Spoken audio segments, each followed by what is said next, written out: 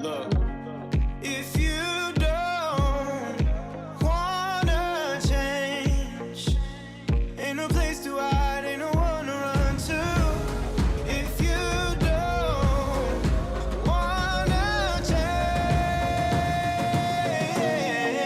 I can help you out. I can help you out. I can help you out. I can help you out. I can help you out. I can help you out. I just can't let you go. Lord knows that I've tried to.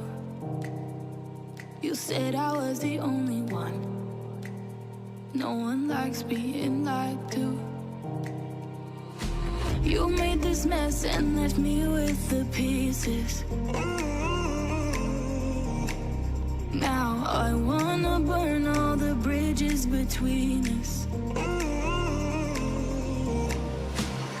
I can't focus, I can't forget. I've been thinking too much lately. I just need to clear my head. I just need to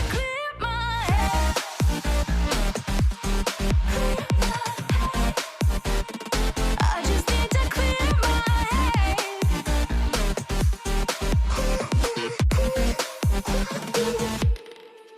I've been stuck on your memory, but it's not like I need it. And we may have some history, but we don't have to repeat it. You made this mess and left me with the pieces. Now I'm gonna burn all the bridges between us. I can't focus, I can't forget. I've been thinking too much lately. I just need to clear my head.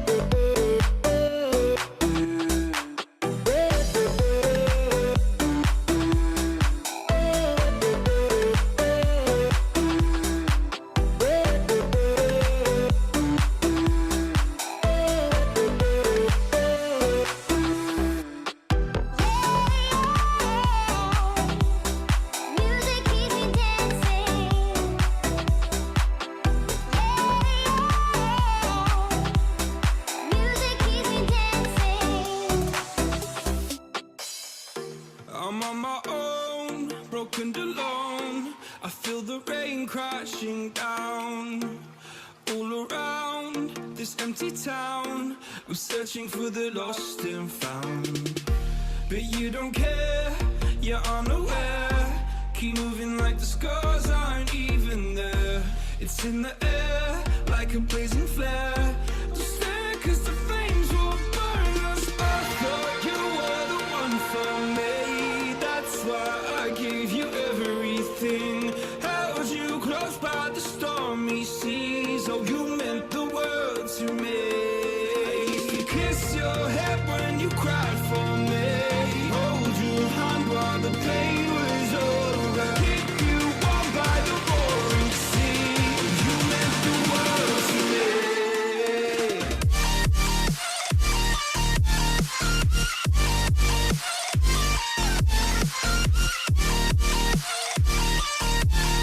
Oh, you meant the world to me.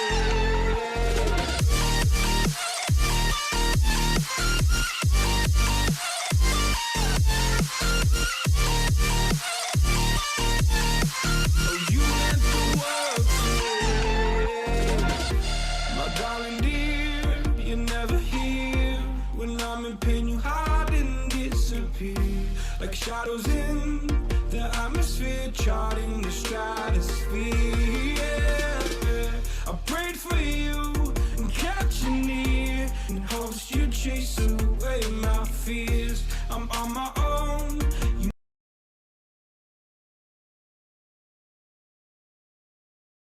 But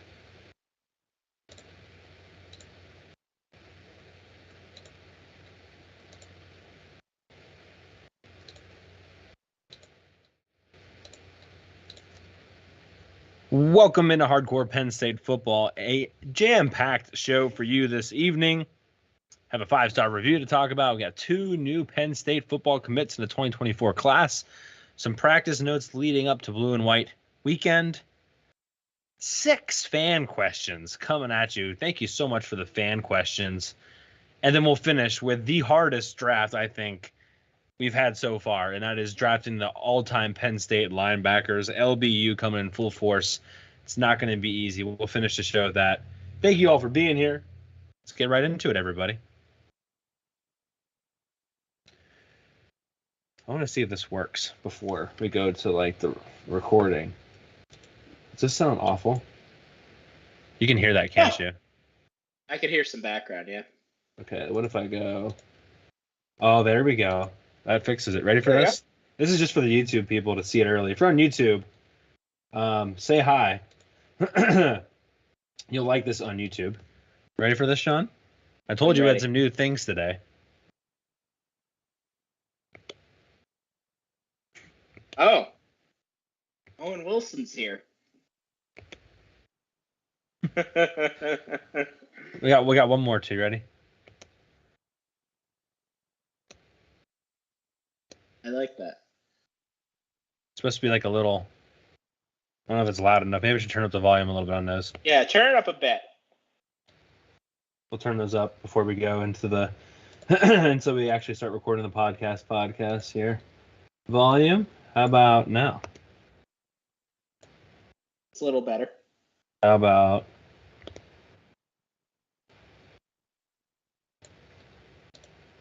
What about Mr. Owen Wilson? There we go. Yes. The soundboard is brand new. Way to go, Yeah. Corey. Thank you for that. I figured out we can actually have as much as we want. Anyway. Welcome everyone, YouTube. Let us know where you're from. I see one person already has. We'll shout you out when we start recording the podcast. Thank you guys all for being here. It's gonna be so much fun. I realized too, we can do as many of those as we want. I figured out a way to do it a different way, so we can. I don't just have 3. I can do as many as I want. So if anyone comes up with any ideas, we can do that too. But let's get in the show. Welcome into Hardcore Penn State Football. I'm Corey Listoki. With me, as always, the great Shawn Kane. How are you doing today, Shawn?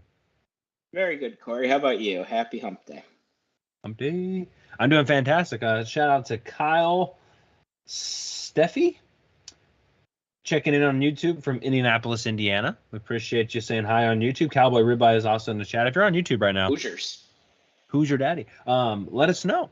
And we're glad to have you on the show live on YouTube.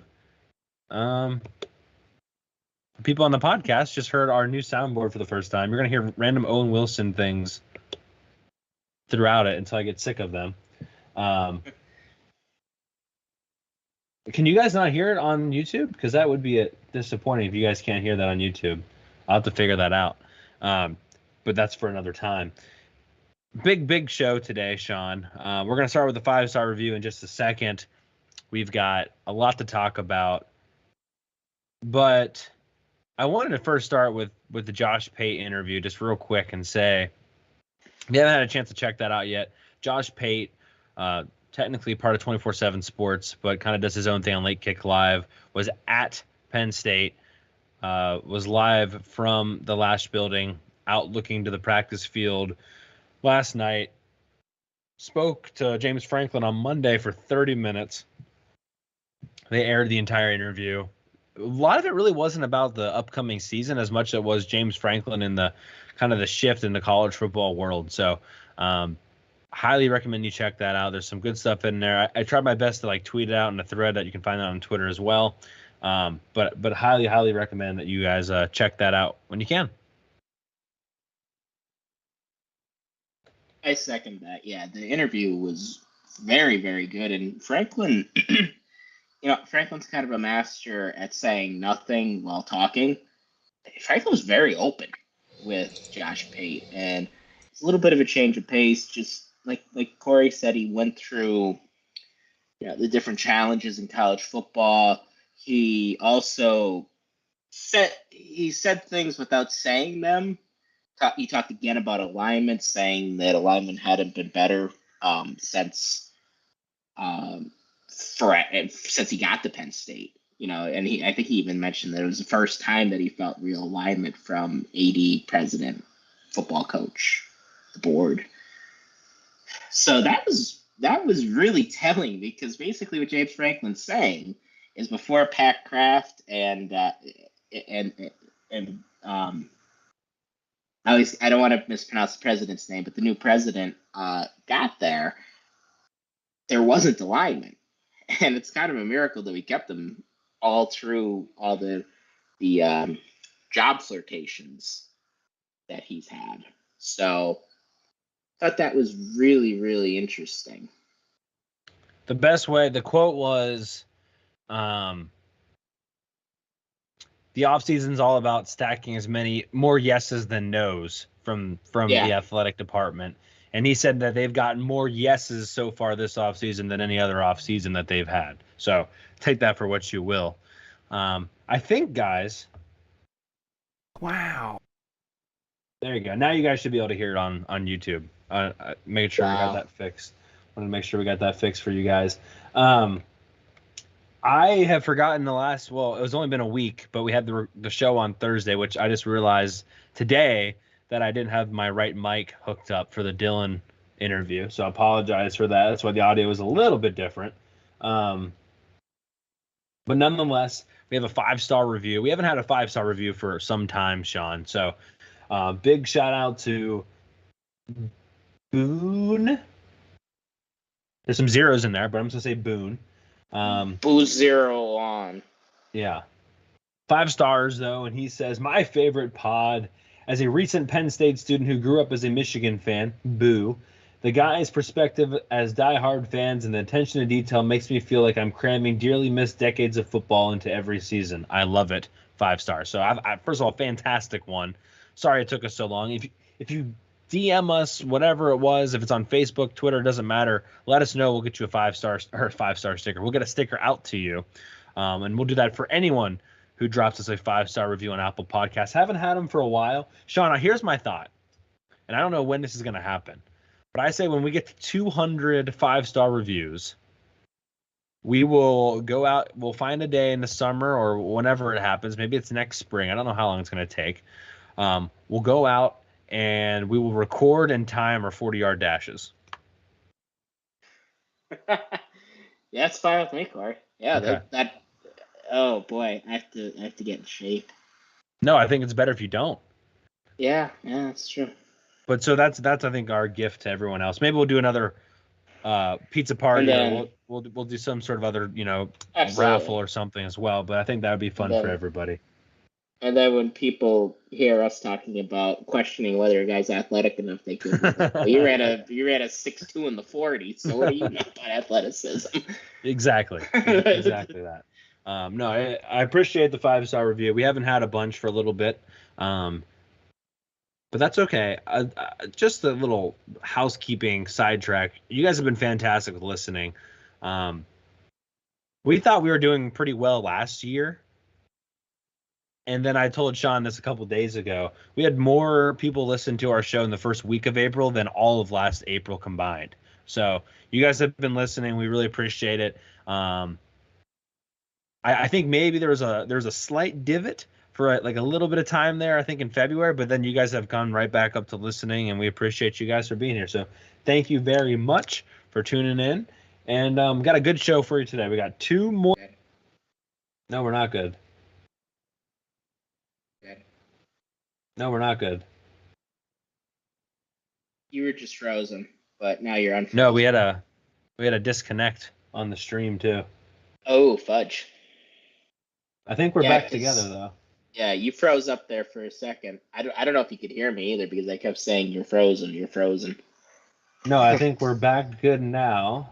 Yeah, everything seems normal now. But we did lose YouTube for a second, so apologize for that. Where did you guys lose me? So you kept talking, but you just froze up on the screen. But I could still hear you talk. Okay, well, I'll just double check. Yeah, it was when you were talking about PSU Dillon. Okay. I'm just going to make a note of that if I need to edit anything. Yep, I was right around there.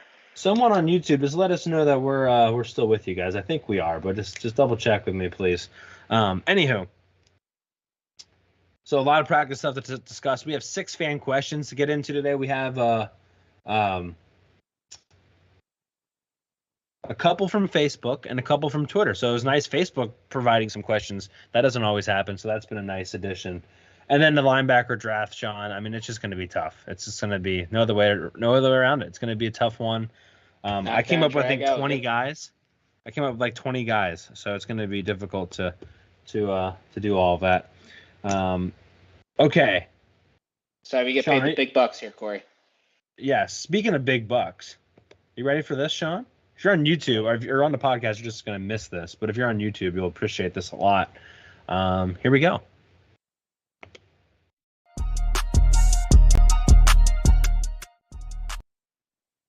Oh.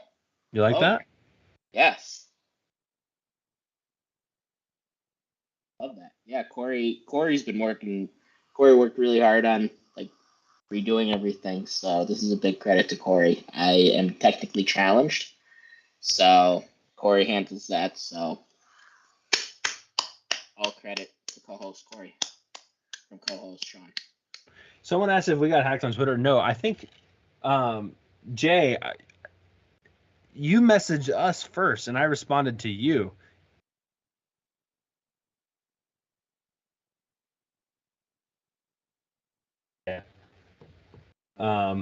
Anywho, I am still in there.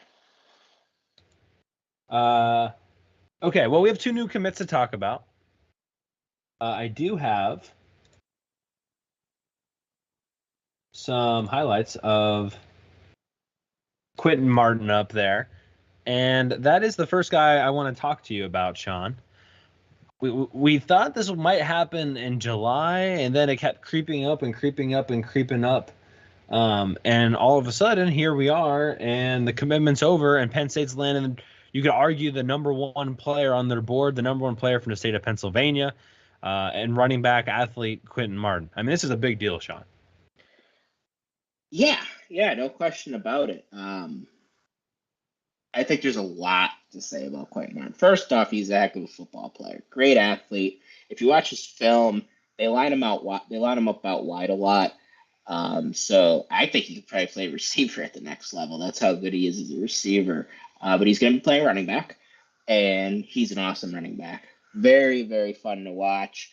He could return punts and kicks. Wonder if he'll be doing that at Penn State. I could definitely see it. Runs with a lot of power, but he could also run away from you. And yeah, very, very impressed. And a bigger picture thing is the last 3 seasons, Penn State has landed, as assuming Quinton Martin puts pen to paper, the number 1 player in the state of Pennsylvania. And that's part of how you take a good, great program and to try to make it an elite program, is not letting those top-ranked guys leave your state or commit to somebody else in the state. The other part that I think makes it a big deal is all along it had been reported that NIL was a big deal with Quinton Martin. And knowing that, and knowing Ohio State wanted him, knowing that Pitt was probably going to put a lot of their eggs in his basket to try to keep him home, they don't have as many resources as Penn State does with NIL, but they really wanted to keep Quinton Martin in Pittsburgh. Knowing all that, I think you do have to tip the cap. You do have to tip your cap a little bit to Penn State's NIL, because it showed that there was at least enough there that got Quinton Martin to commit to Penn State. Now it's not over, and you have to be able to hang on to him, but definitely a good sign, and I'm hopeful that he's going to stick. Yeah, I know these graphics kind of make you disappear, but what are you going to do about it? That's okay. He's more important than I am. Yes. Shawn, I agree with everything you said. I'm really glad you hit on the NIL part of it, because I think that exactly what you said is 100% right. So thank you for hitting that. I guess I'm going to take the negative route just to be negative about something. First of all, he's going to be fantastic, and I'm not worried about it. But if I'm trying to nitpick here, as far as playing running back, I do think he runs a little bit high. I mean, he runs really well. I do think his pad level is sometimes a little high. I don't think he's a bad running back, but I just don't know if I see him. I see him struggling a little bit as far as in between the tackles, because he's just so good at running in space, and he never really had to deal with that very much in high school. That's something I'll be paying attention to this upcoming fall with him, is can he get that pad level a little bit lower? He's not a short guy, right? So, I mean, it's just something that it is what it is. And he runs like a gazelle. So maybe it isn't a big deal, but that's just one thing I'm paying attention to moving forward. But again, I don't see how, and I should say, and he even said it, he said I'll play wherever I want to help the team. They said they might play him a little bit on defense. I seriously think he would probably, and maybe I'm not an expert here, I seriously think he'd probably be a better linebacker than he will be a running back. And that's not saying he's not going to be a good running back, but I really think, like, you think we're talking about linebackers today, right? A bunch. But what did Joe Paterno do all the time? He would recruit these exceptional athletes, and he'd always move them over to the defensive side of the ball, usually at linebacker. And there's a reason for that. And I think Quinton Martin would be a fantastic linebacker. I'm not sitting here on April 12th and saying he's going to play linebacker at the next level. He's going to start out running. I see a linebacker, but we'll have to wait and see what happens. Yeah, it used to be a running joke on the message boards that every running back we got was going to be linebacker. Jim Kelly would be referenced a lot, because Jim Kelly was recruited to Penn State to play either safety or linebacker, and of course he ended up going to 4 Super Bowls as a quarterback. So yeah, I could see your larger point, but Cory, like the high pad level, that's something that could be corrected. It's not make or break.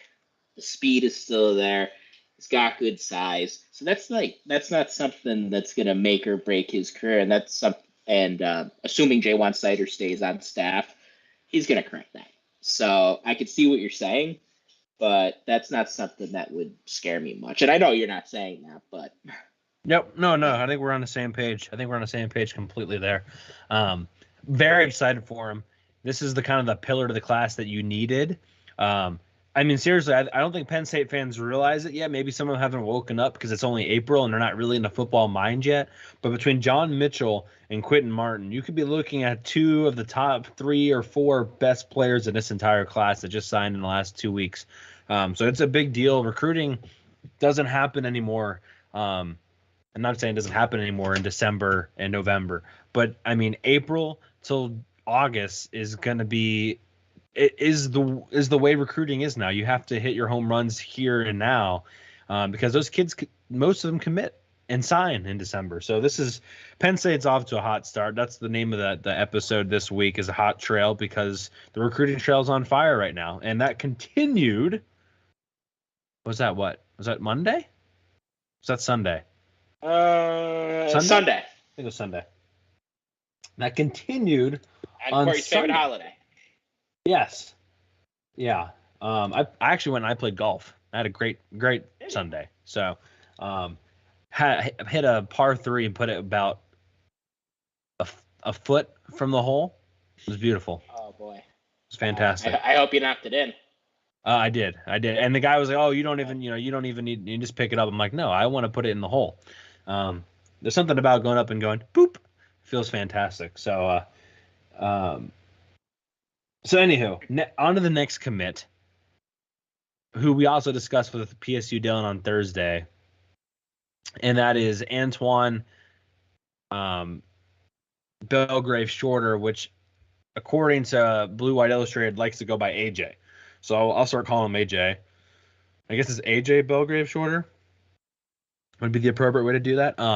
Cornerback from Mandarin High School, which is the same high school, and he's teammates with John Mitchell, who, again, just signed, or not signed, but verbally committed over a week ago. He came up with John Mitchell, Shawn. I told you guys last week that John Mitchell drove up. Well, John Mitchell drove up with AJ Belgrave-Shorter, all the way from Florida, all the way from Jacksonville to go to Penn State for like 3 days, and they drove back, which, if you want to talk about level of commitment to go see a place, that's a high level of commitment. So I respect that. I think that's fantastic. And a lot of people are like, well, he's a 3-star guy. Like, this is one of Penn State's highest, again, according to, I believe this was from Blue White Illustrated on their YouTube. This was one of the highest guys on Terry Smith's list as far as defensive back goes. They wanted AJ Belgrave-Shorter really, really bad. And when you put on the John Mitchell film, Belgrave-Shorter was showing up just as much as John Mitchell was. So, fantastic get here. I know it's April 12th, but assuming no decommits, the defensive back class is almost full, Shawn. Yeah, I would assume it's getting pretty close to being full. And yeah, I personally love this commit. Like you said, teammates with Mitchell. And it just continues Terry Smith's dominance on the recruiting trail. Of course, helps having Jaywan Sider there. He helped get that pipeline in Florida that we've had. And this is another defensive back duo from the same school. You just hope that it ends better than the last one, where we only went 1 for 2. But yeah, this is a guy who had a lot of interest from Miami, was recently there. And yeah, very impressed. I agree with you too. When you watch their film, he pops up a lot. So happy with this one. And like you said, Terry Smith had him high on the board. This is going to wow some people. Coaches don't always go by what the star rating is. Yep, and he's a guy who could creep up. I know, I just blew your mind. He's a guy that could creep up that star rating too. Yeah, of course. Yeah, it's early still. He still has his whole senior year to play. Right, and we have seen that time and time again. Probably an outside corner guy, probably not going to play on the inside too much. Quote saying schools are going to continue to go after him, so the recruitment's not over with Belgrave-Shorter. But Terry Smith's got a pretty good relationship there, so I'm feeling pretty good, as good as you can feel good about a Florida commit right now. I just keep going back to Shawn. Remember that guy on Facebook that told us that Penn State was not going to recruit Florida anymore, and now that Florida was going to be coming back and Miami is going to come back, that it was over. Florida recruiting for Penn State is over, and like Penn State has continued to dominate. Well, not really dominate, but for Pennsylvania standards or Big Ten school standards, they're doing pretty damn good right now. It hasn't dropped off. Like, that's the big thing. It's stayed consistent, and I mean that's all you really want. You just need a few guys from there a year, and the key is recruit your footprint well. So Pennsylvania, Maryland, New York, Jersey, emphasize Philly and Pittsburgh, and DC, and Virginia, and then pull a few guys here and there from Florida, from Texas, where we've had some success. I'd like to see things get going on the West Coast, but we brought in Big Ione a couple years ago. Maybe that'll 2 years ago now. Maybe that'll get some momentum going there. And the coaches know that. So all you need is a couple guys each year, and and if you could get talent from those talent-rich regions, they add up. So that's speaking of that and defensive backs, this kind of sums it all together. Jameer Grimsley, defensive back to pay attention to there. From what Blue White Illustrated has said on YouTube, that is kind of the guy they want to still get. Defensive back from the Tampa area. He has scheduled another visit, so Grimsley will be coming back onto campus at some point. I don't know what that means for like an Emilio Agard, who we thought was on their list. I think Emilio just cut his list down to 4 or 5 schools recently too. So it'll be interesting to see how it all kind of plays out. There's a lot of other guys, a couple guys from New York, a couple guys in state still. But Penn State's been able to go get theirs right now, at least at the defensive backs. And again, that's just a huge credit to Terry Smith. I mean, I can't believe, Shawn, that there was not more rumors about him going anywhere this offseason. I mean, a couple years ago, they're like, I think Temple was in it for a little, or a conversation for a little bit. I didn't hear anything about people going after Terry Smith. So I don't know if he got a huge paycheck. I don't know what it is. But I mean, Terry Smith is severely underrated in the world of college football. He, especially on the recruiting trail, and it's getting to be in terms of developing talent, he's a lot like Larry Johnson was. Joey Porter Jr. is going to be a first-round pick from all accounts. Kalen King has an excellent shot to be a first-round cornerback next year. And then he just recruits his butt off everywhere. And that's what Larry Johnson gave us for so many years, all on the defensive line. And, yeah, he is a linchpin to the staff. And there's no other way to put it. I mean, he's been dynamite. I like the way you said that's a good comparison to Larry Johnson Jr. That's a fun way to put that. I like that. I'm here for. Thinking of future Penn State all-time drafts, I think assistant coaches would be a really good one, a fun one to do. And then someone DM'd us, actually, Kyle on Twitter DM'd us, and with another good one, and his suggestion was a one-season wonder. So like a guy who only had one good season, and off the top of your head you can think of a couple. But I thought those are both two good categories moving forward. So we'll have to get to those at some point. Yeah, we've had some All-Americans and Heisman finalists. That was one season wonder. So yeah, okay. I don't want to stick too much into recruiting. I did see Nick Marsh just visited, 4-star wide receiver. Yeah. Number 3 player from Michigan. Apparently he went up there just to kind of check the box, and then he was kind of blown away. Plans on setting up an OV to Penn State. So that's kind of a big deal there. Thought maybe a guy on the outside looking in, but now maybe we always say this in the summer. Well, you'll hear this a lot this summer. If you get the guy on campus in the summer, it's not a bad thing. Kavion Keys is going to be the poster child until it happens again, right? Like, good things happens when you get somebody on campus, but that's just how it is. So, very excited for that one. Obviously, wide receiver is something we're going to talk about, I'm sure, at some point today. So, Luke Kromenhoek was the other guy I really wanted to mention. Quarterback, still committed to Florida State. According to Ryan Snyder, Florida State coaches don't feel stressed about him visiting anywhere else. But I will say this. If a guy keeps visiting I remember hearing somewhere, that about Conrad Hussey, too. yeah, if a guy keeps visiting somewhere, I mean, it's not a bad thing. So, Michael Van Buren has a commitment date for July. The other quarterback, things from everything I've read appear to be good for Penn State, although he is visiting Oregon this weekend. So, or is it this upcoming? I think it's this weekend. So Van Buren is what we think to be the lock right now at quarterback for one of the spots. You think they want to take two? They'd find room for Cromanhook if they could. So everything else is probably on pause at the moment for any of the other quarterbacks. Shawn, what do you have?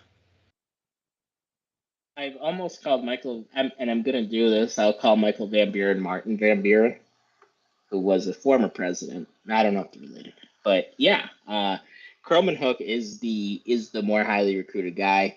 According to 24/7 Sports, top 100 player. So you do wonder what Penn State's priority is, and I agree with Cory. I think the goal probably, I think they would say yes to both if they both wanted to commit. You do wonder if both of them would want to commit. It's always kind of a challenge to bring in two quarterbacks in a class, but it's happened before. Exhibit A, your top two quarterbacks on scholarship right now. So it's happened.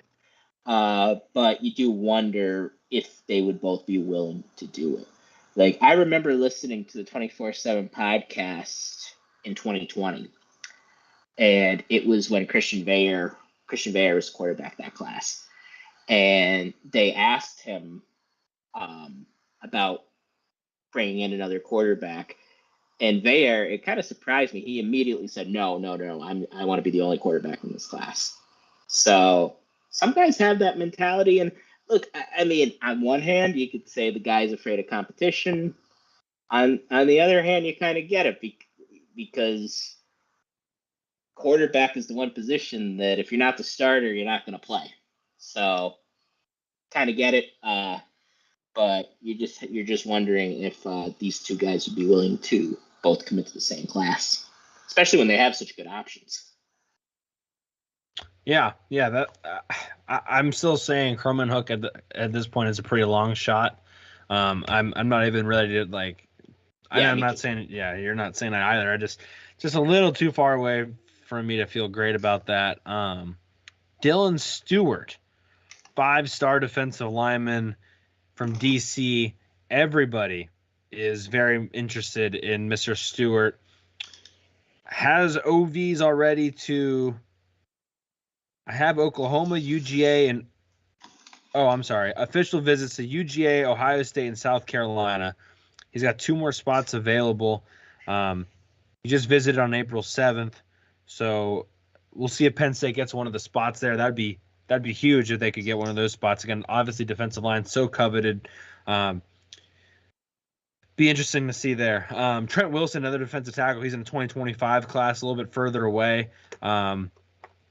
Has visited Penn State the most so far, but he just got an Ohio State offer and he plans to visit there. He's already been to UGA and Texas A&M. The only other one I had was Jalen Hornsby, 4-star wide receiver. This is kind of a funny story that they were saying on Blue White Illustrated about Hornsby's mom was talking to James Franklin, like getting along really well. And then like a little bit late, and she just thought he was like another staffer. And then comes to find out he's like the actual head coach. He's up there. And she's like, oh, I just thought he was another. So I thought that was really funny. He has OVs to Tennessee, Rutgers, and Penn State right now.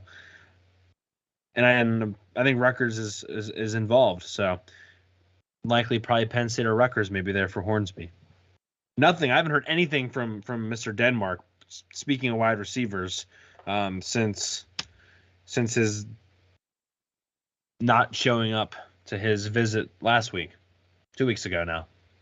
Yeah, the Denmark train the ship might have sailed to Denmark because I don't think he's coming to Penn State. And another guy I want to mention is William Satterwhite. He's going to be on campus this weekend, and be nice to maybe get a commitment from him. Penn State supposedly is in a good spot with him. So that would be a second second interior offensive lineman this class. So, yeah. And blue white's always a huge weekend for recruiting. I'm surprised we haven't really gotten into the blue white game. Chance of rain. I hope it doesn't. We all know how I feel about the rain. And yeah, should be a good time. My girlfriend's never been to blue white, so that'll be fun. Yeah, we hadn't talked about that at all. I'm sure we'll get into that more, but I'm assuming you're going to that. I am. Satterwhite also is a guy that PSU Dylan mentioned as well on Thursday. A good recruiting recap there, that still pretty much pertains pretty well if you hadn't got to that yet. We're going to go back to the show schedule here for a second.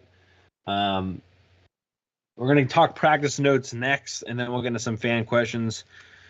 The practice notes for me, Shawn, I started with what I told you before we started today. And that was what Jaywan Sider was interviewed.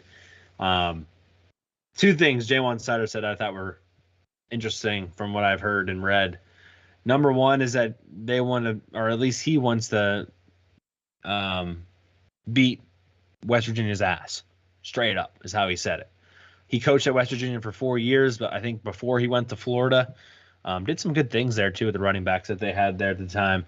Jaywan Sider's like, hey, I'm trying to win this game by a bunch, basically. So having that attitude on April 12th, I think is good. I think it's contagious, and you kind of see where I feel like Nick Singleton and Katron Allen was the perfect marriage between those two and Jaywan Sider. I think it's just phenomenal.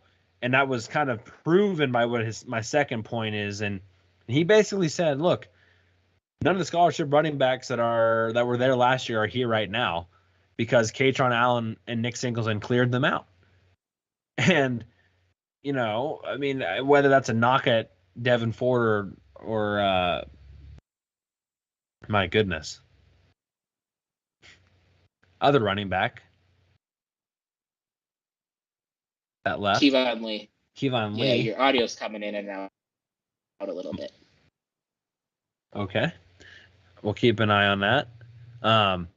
Whether or not it was a knock on them specifically, I mean, the fact is 2 freshmen came in and took the jobs and then kicked them out of their own house. And I just think it's a perfect marriage between Jaywan Sider and those two guys. And I'm interested to see, when London Montgomery, Cam Wallace come in. And I'm curious, Shawn, what the conversation was with Trey Potts, who's transferring in from Minnesota. Hey, you're going to have to come in and there's going to probably be a level of expectation. So I'm excited to see how that running back room kind of molds moving forward. Now that Katron Allen and Nick Singleton are kind of the leaders of the group, which is kind of crazy as they're only true sophomores. Yeah, I'd imagine Sider kept it real for Trey Potts and said, these 2 guys are here. Now, they don't guarantee anything to these guys, which is good. I think that's the correct way to go about it. But yeah, I think he just kept it real and said, we have 2 guys that were 2 of the best freshman backs in the country last year. And it's going to be tough to get carries, but you're still going to be an important part of the team. That's kind of what I imagine the conversation going. And yeah, it is. Sider was very honest in this. Is this a new, wholly transparent Penn State coaching staff? Because, saying that, essentially saying Devin Ford and Kevon Lee split because they weren't getting enough carries. I mean, not every coach would say that. And also just straight up saying, yeah, we want to kick West Virginia's ass in. That's not something you typically see from a coach, but I'm fine with it because I want that too. That sounds pretty cool to me, to go to the first game next year and hopefully be talking about something else by the beginning of the 4th quarter. Yeah. Not just not getting carries for those two backs, but not even wanting to compete, I think is the way that it could be put, which I think is crazy, right? Um, Moving on though, another note that I think Nate Bauer had was about Hakeem Beamon. I know people love talking defensive tackle depth. Hakeem Beamon went through drills and everything as if he was 100%, but then was not seen with the ones or twos when they were in kind of the larger group setting. So I don't know what that's all about, but I mean, it's only April 12th, so we're not going to speculate too much there. Did maybe he get in trouble again? Is he just a little banged up? I'm doubt he lost his job from just like a talent perspective, but that is something to pay attention to on Saturday as far as Hakeem Beamon playing. You'd think honestly Hakeem Beamon has his spot locked up and he doesn't even need to play that much on Saturday. But Shawn, that's something else to pay attention to. Yeah. And then you think about the guys who won't play Saturday. I do think Aller will play. Singleton, he probably won't play it much. I really don't want to see Max Singleton much at all on Saturday. But yeah, Hakeem Beamon really doesn't stick out to me as one of the guys who definitely won't play because they have him wrapped in bubble wrap. Like, I think he could use the reps, and I like Hakeem Beamon. Straight up, like, I like him as a player. So it would be a little surprising to me if he didn't play, and that would tell me that there's something else going on, either injury or maybe he's back in Franklin's doghouse. But we really don't know the answer to that.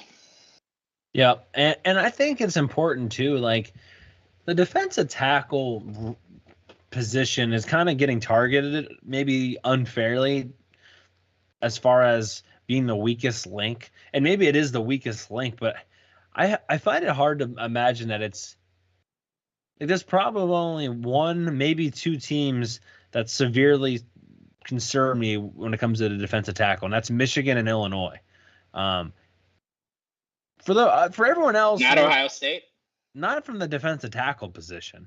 As long as Ryan Day wants to be there, Ryan Day, until he proves to me that he will just run it up the gut if it's working, I don't like. He doesn't do that. He wants to throw his screens no matter what. So, my TreVeyon Henderson run.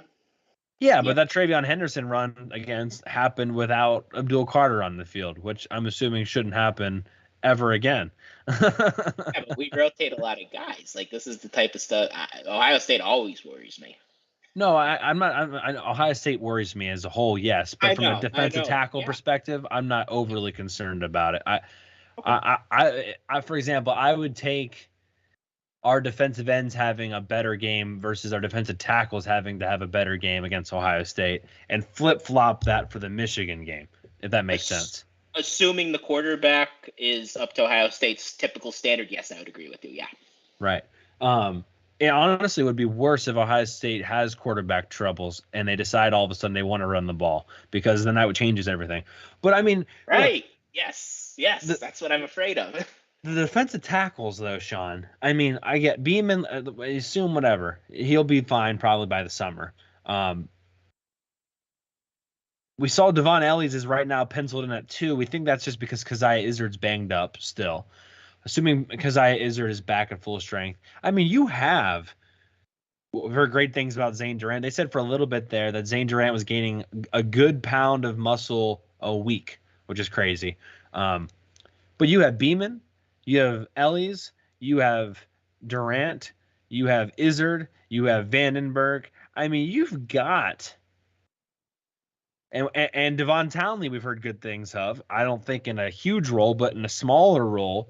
You've got 3 deep of guys that have at least contributed for the most part there, or at least 2.5.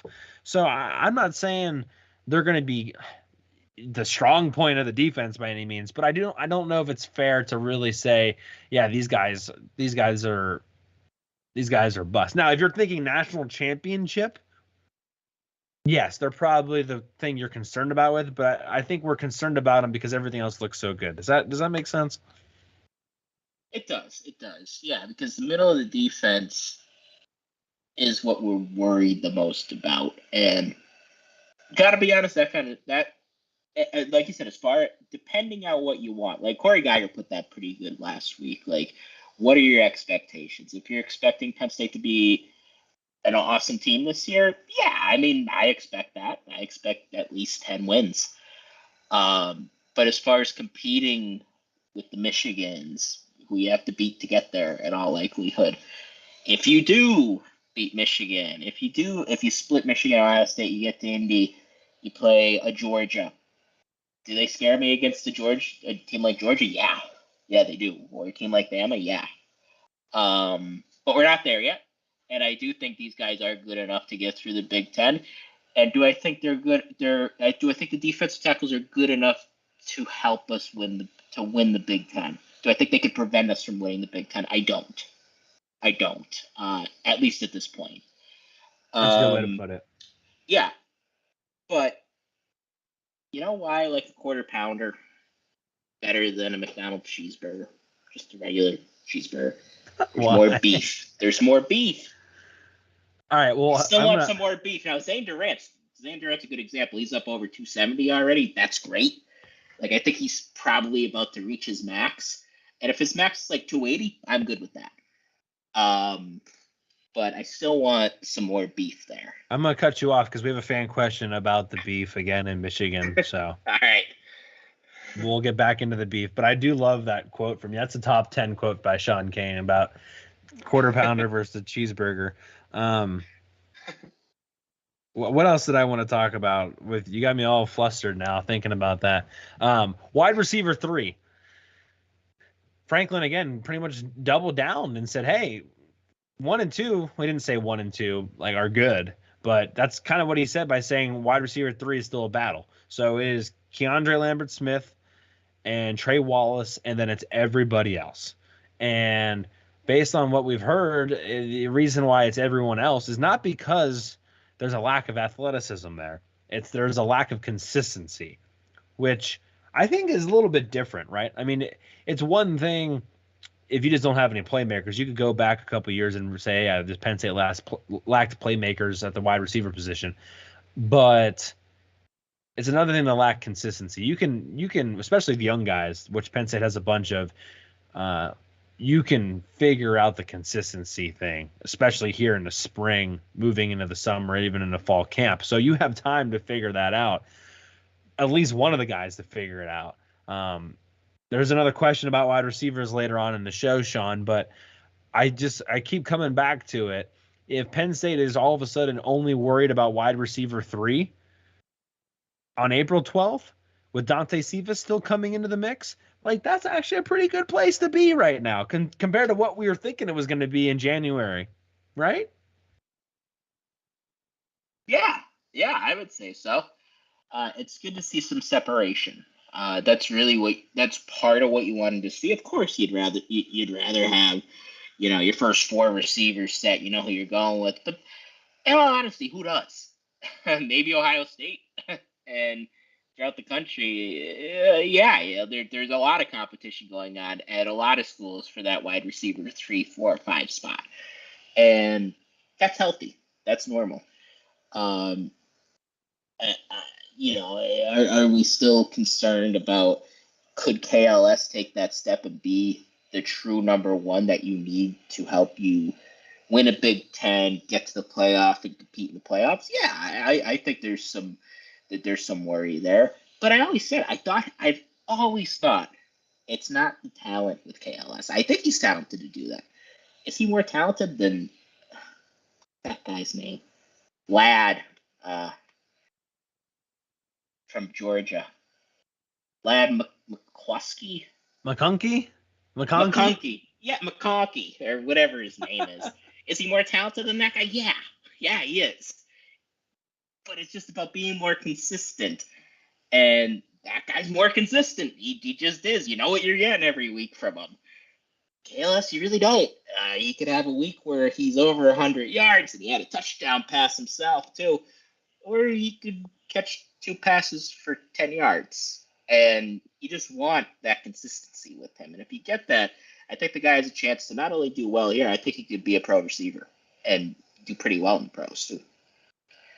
How many times do we have to bring up McConkey and, At some point, the dudes should start paying us. Cowboy Ribeye on YouTube says, sounds like he's letting people know they all have a shot, so they go for it at wide receiver. Yeah, I think so. Sure. We'll have another question about this, specifically about Caden Saunders and Anthony Ivy, but I think they're all kind of lumped in the same group right now. I'm going to be honest with you. I'm a smidgen disappointed in Malik McClain at this point. I really thought Malik McClain would cut, and I know Malik McClain's still kind of young. I thought there'd be a little bit more of a splash there, but I think, again, consistency might be the issue. I will say this.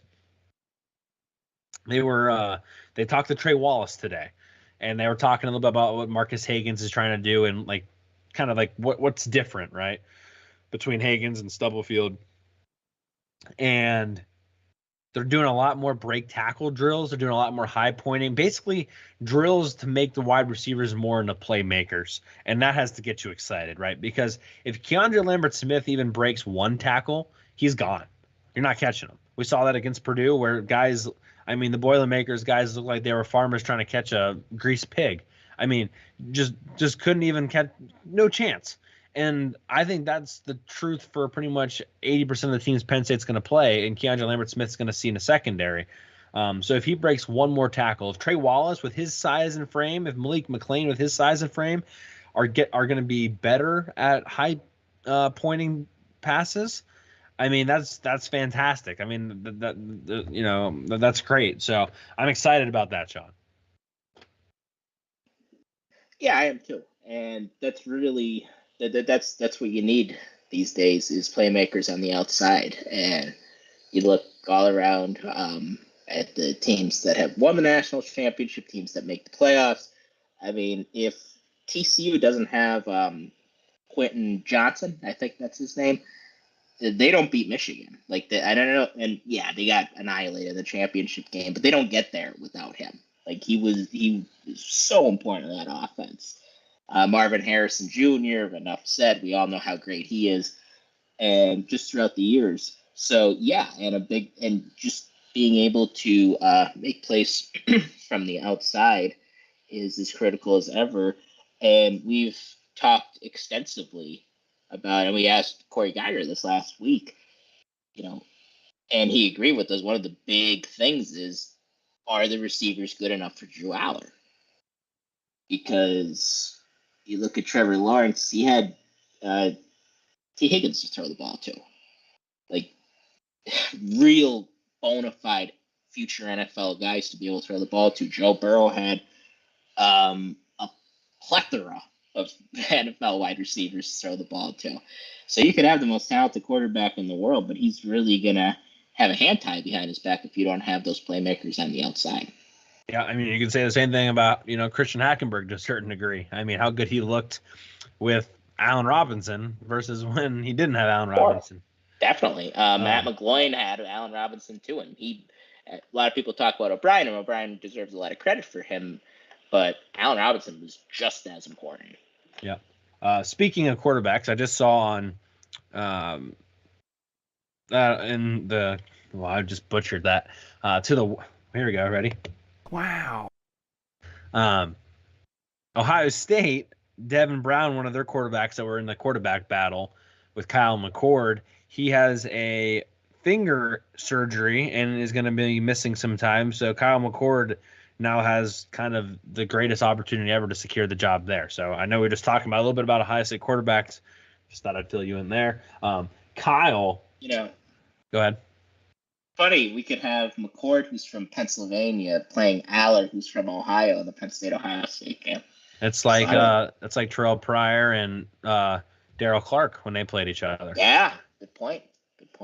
Yeah. I don't know why I remember. Sometimes isn't it weird your brain? That's a good one.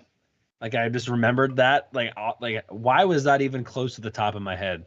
I don't know. That's why we're here. We're historians too. Yeah. Kyle on YouTube says, and I think this is a pretty good point. Otherwise, I don't read the bad points. Always more difficult for a receiver to learn the playbook, might be having issues running the right routes. Yeah, I think the young guys, I think that plays a large role, and I think that does play a role with Malik McClain too. And that's why I don't think it's fair to assume Dante Cephas is going to come in and just be a stud right off the bat. I think there's going to be I don't think Dante Cephas makes a clear impact until maybe a week or two into the summer camp, unless he's just that freaking good.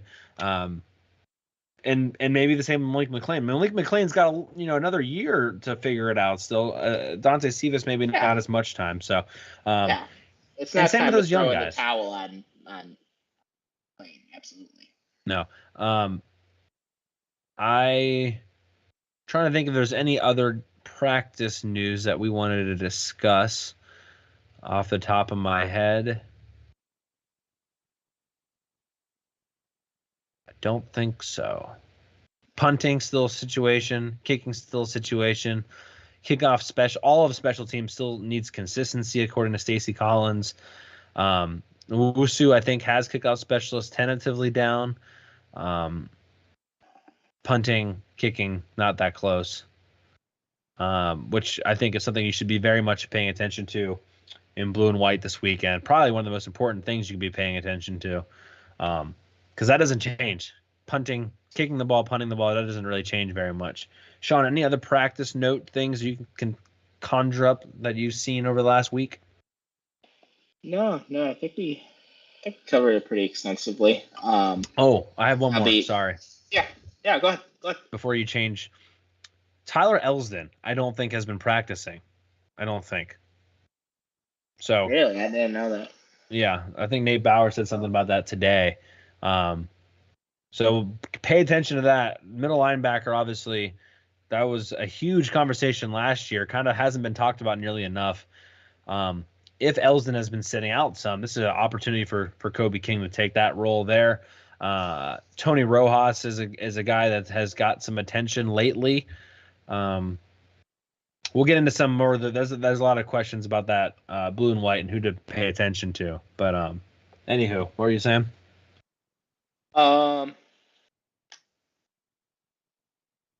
Yeah, I was just saying, I think we covered it pretty extensively. I know Franklin will be speaking after the blue-white game on Saturday. He'll give a post-game, quote-unquote, press conference. So I'll be listening to that. I'm excited to see the guys. I'm excited to see them play. I don't know, it's a spring game, and it's just a glorified scrimmage. That's all true. But just excited to be back in the stadium and seeing these guys live. Yeah. No, me too. Well, I think... Why didn't you come up for it, Corey? Don't get me started on that. Hey, fly up. Next year, you won't have to worry about that. I don't think I told everybody, but I am officially a Penn State football season ticket holder. Did we talk about that last time? Maybe we did. No, I think you told me. I don't know if you told everybody though. I know you told me though that. Okay, well, now everybody knows again. If not, humble brag by Corey Listoki. I'm just excited to be back in the state of Pennsylvania, watching Penn State football in person again. Very excited for that. Also, you know what I'm excited for, Shawn? Linebacker draft.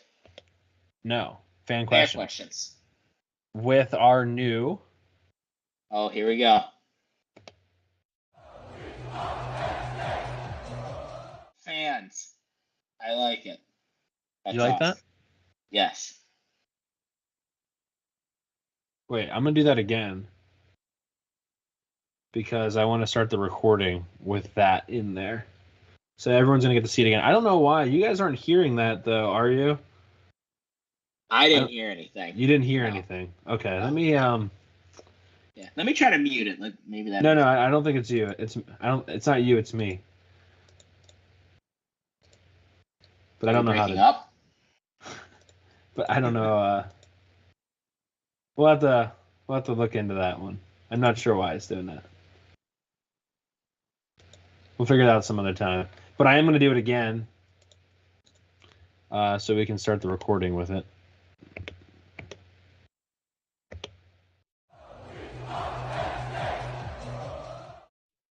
Yes, that's fan question time. Got 6 of them for you today. This one's from Facebook, from Rick Evans on Facebook. What have we changed to avoid getting beat physically up front against Michigan, both sides of the ball? Seems like we are a team that match up better with Ohio State. Shawn, this is one of our favorite questions to answer on the show. He left it open to both sides of the ball. And so I'm going to take the easy one and say offensive line. Franklin said that they think they have 9 to 10 guys that could play, which is just crazy compared to where they were even just a year or two ago. So I think offensive line-wise against opposing defenses, they're the best they've ever been. We won't know that until they play in Michigan or in Ohio State. Although there are some, again, opportunities for red flags if you can't run the ball against Villanova. But you won't really know for sure until you face the Michigans, the Illinois, the Iowas, the Wisconsin, Minnesotas, and of course the Ohio States. But you got to feel really good about where you're at across the line. Olu Fashanu, Landon Tangwan, Hunter Norzad, Sal Wormley, and Caden Wallace are the expected starters right now. But you got Drew Shelton there. You got Vega Ione there. You've got, I don't know, a bunch, Javen Williams there. You got JB Nelson there. So there's a lot of other guys. Nick Dawkins at center. So you got a lot of guys that have been around for a little bit. And remember, Nick Dawkins was the one that had a really good blue and white game last year.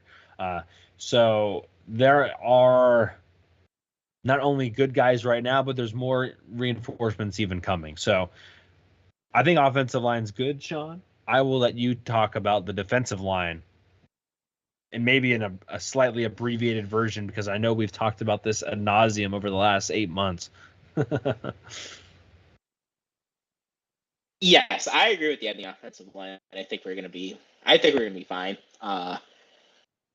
Offensive line, it takes a while. Think of Michigan when they used to play Ohio State. They would really kind of shrink when they would play Ohio State. And they're a team that prides himself on the trenches. Jim Harbaugh prides himself on being good up front. And his lines really weren't that great against Ohio State. So I think it's just, so for us against Michigan, I think it's just a matter of doing it and having experience and having the talent we have. The defensive line. Well, I think that's $1 million question, isn't it? That's really something, I gotta be honest, I'm not sure if I know the answer to. I'll give it an attempt, though. At the edge, Chop Robinson, another year with the system, another year playing for Manny Diaz, another year in the weight room, being a junior versus being a sophomore, you're an upperclassman. He could take even another step, and he was very, very good last year. Maybe, like I said, the big thing with him is just getting to the quarterback just a hair sooner. Maybe he could do that next year. And if he could sack J.J. McCarthy a couple times, we know J.J.'s prone to turnovers. Force a bad throw, force a fumble. Yeah, that could win or lose a game for you. Just that split second. Deny Dennis Sutton. I certainly don't think we've seen the best of him yet. He was just a young pup last year, and he's got a world of talent. Another year with Adisa Isaac. So yeah, I think at the edge spot, very good chance we're gonna be able to get to the quarterback better against Michigan this year. Tackle spot, yeah. I mean, it's the $1 million question. I really don't know. I gotta assume the team knows that they just played horrible against Michigan. Like, they shouldn't have played that bad last year. And they have to still have that bad taste in their mouth.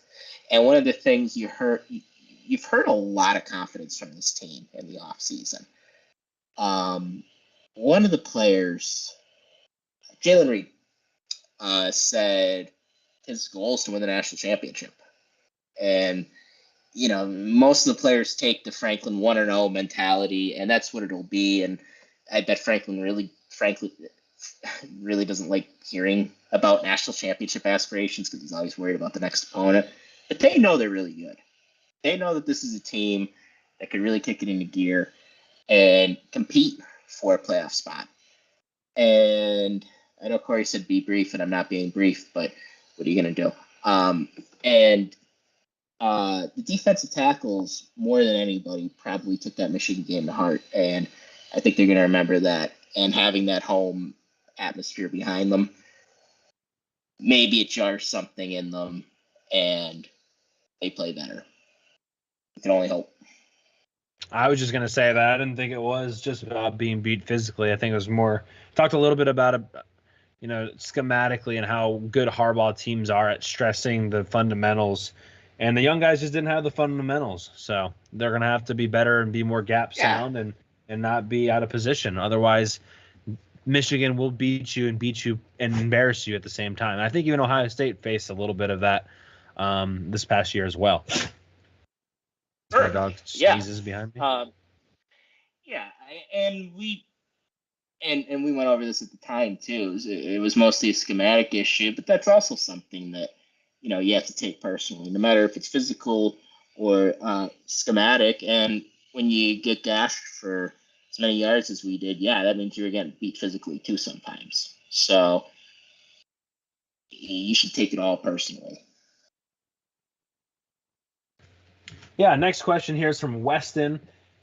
If Drew Aller isn't as great as we all hope for him to be, hurts to me to even question that, what's the ceiling for this year, considering the defense we have and the offensive line and running backs? Let's say he throws for 2,000, 2,500 yards, 15 touchdowns, or 15 to 20 touchdowns and 10 receptions.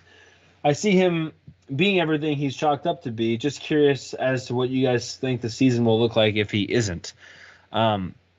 I think everything he says is perfect there as far as Penn State is a good enough team with an okay quarterback to still probably win 9 to 10 games because of that offensive line, the defense, and the running backs. For all we know, Drew Aller might only have to throw for about 2,500 yards, and they could still win a bunch of their games because of Nick Singleton and Katron Allen. So it's going to look a lot like last year, I guess, is the easiest answer. Yeah. In all likelihood, that's the truth. It's going to probably be a 10-2 team. But at the same time, you really don't know.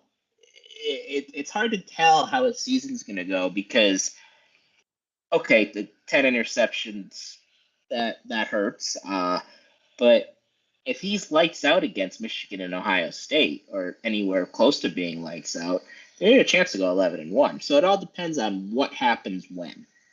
Because do I think we are good enough to get through everybody else with Aller just being pretty good?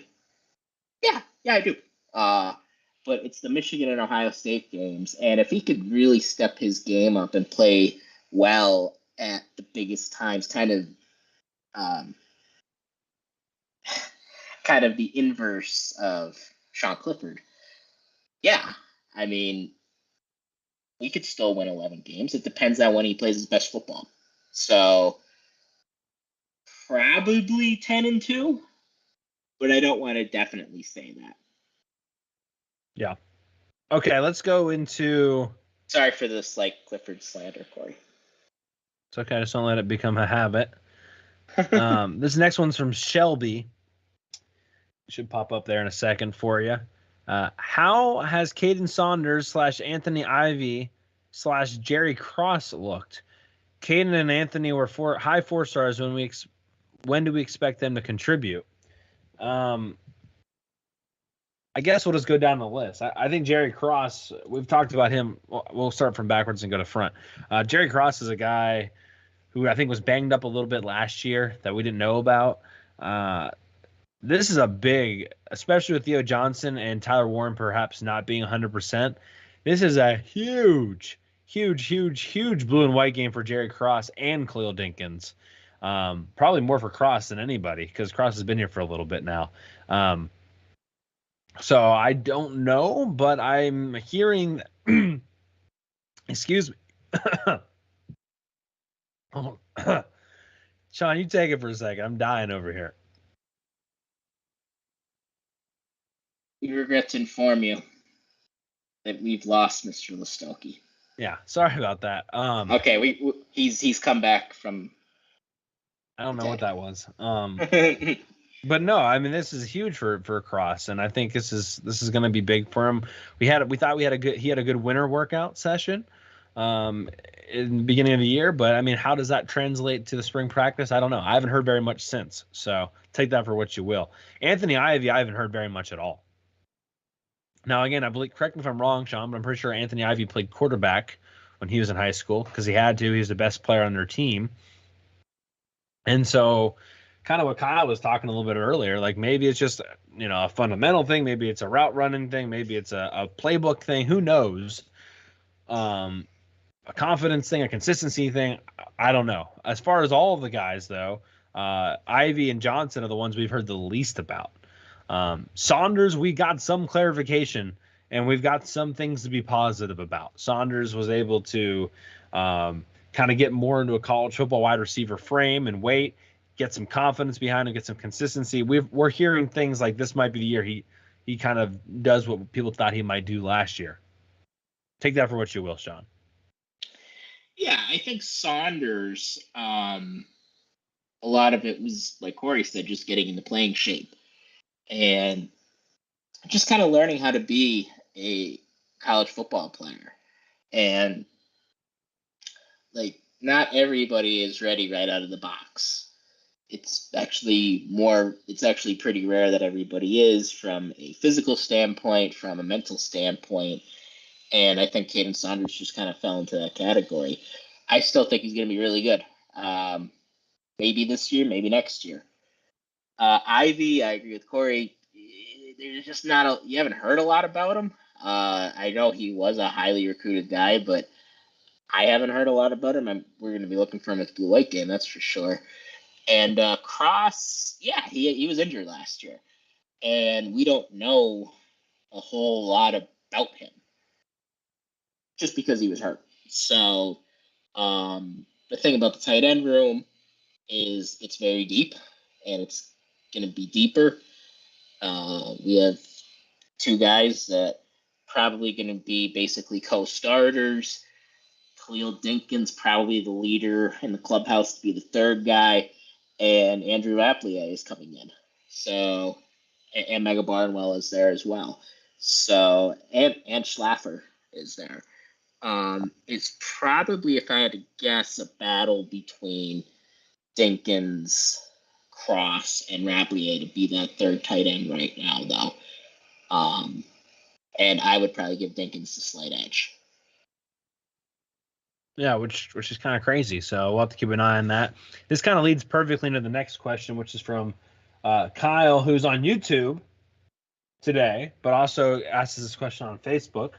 What are your thoughts on replacing Brenton Strange in the trotline formation, we like to call it? Do you think, let's say Potts? Trey Potts. Gosh, it took me a second to figure out who he was talking about. I was like, tight end named Potts. Do you think Trey Potts or another tight end will be added to the formation? I love this question because it's something we actually hadn't really discussed yet on who replaces Brenton Strange in that T formation, because you get a fullback, Katron Allen, you got Nick Singleton in there, and then you need somebody at that H-back fullback position. Brandon Snow, Matsui.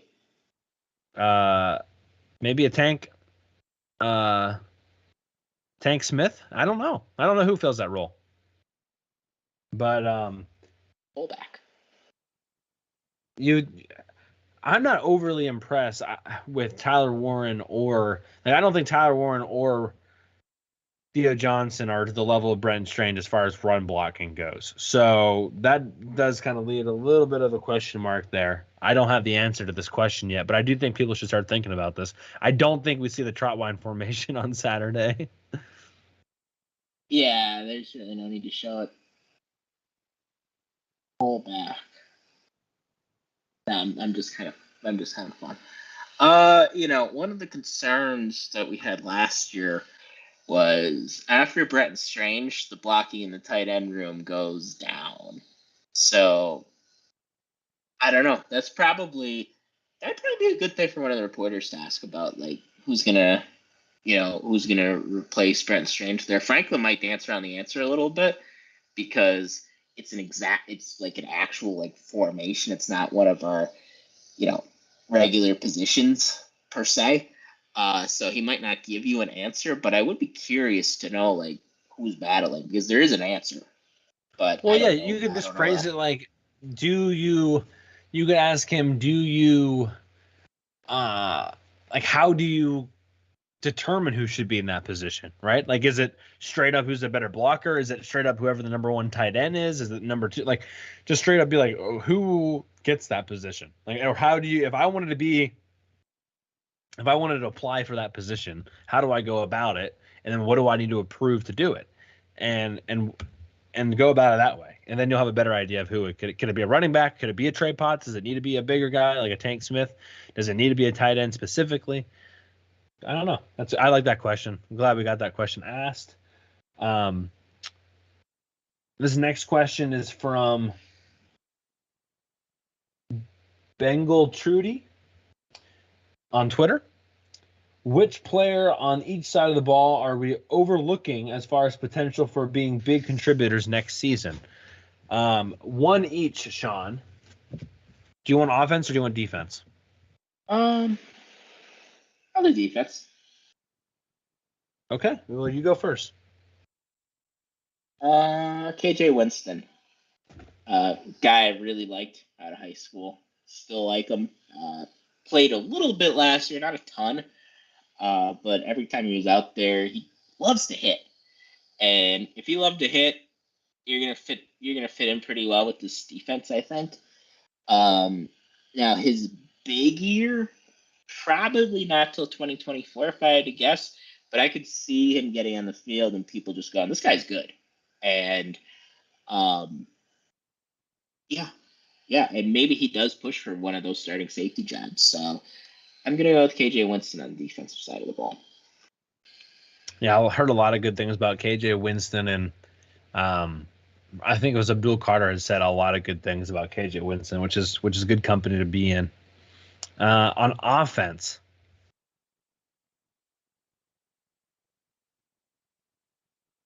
I'm just gonna stick with Amari Evans. I think. I think Trey Wallace has kind of gotten out of the shadow a little bit, so I don't think he's a fair pick anymore. You kind of have to choose one of those guys in the wide receiver room. I would love to say Malik McClain. I just don't know if I've heard anything about it. Amari Evans, at least at some point last year, separated himself from the other freshmen because he was the one that played the most out of all those guys. We know he has the speed to do it, and he already has caught a touchdown pass to Drew Aller. So I'm going to go with Amari Evans there. Now, Shawn, to our last question of the day. To breakout should pop up there in a second for you. Two players you believe will have a breakout game on Saturday. This is from Matthew on Facebook. Go ahead with yours, Shawn. KJ Winston might have been my pick, but I'm gonna change it up for you.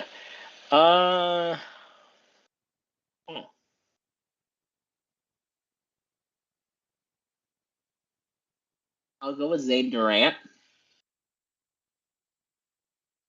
and I'll go with Bo Perbula.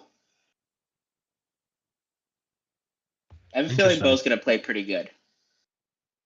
I think you're going to see some things from him, because he's just kind of the guy we hear a lot about, but we don't see. And it's kind of a gut feeling, no doubt about it. But I have a feeling the coaches wouldn't be gassing him up as much if they didn't really think that he could play. I'm not saying he'd play as well as Aller, but I think they truly believe that this kid could play.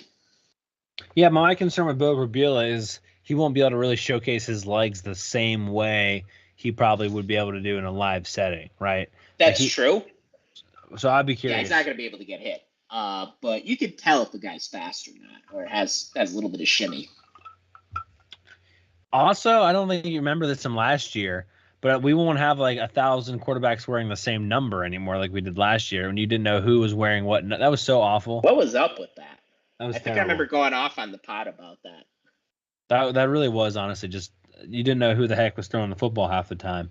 I'm going to go with Elliott Washington on defense. I just really like him. I like Winston too, don't get me wrong, but I think Elliott Washington's going to find a way to play as well somewhere. So I like Elliott Washington. And if I had to choose someone on offense, I think could maybe. Well, I'll just choose Amari Evans again. Why not? Am I not allowed to do that? I was gonna pick KJ Winston. Pick someone else. Okay. How about I'll pick Hunter Norzad at center. Okay. Hasn't he already broken out though?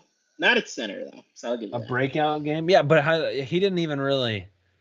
He played almost every Okay. game last year though. But I'll give you that because he never played center.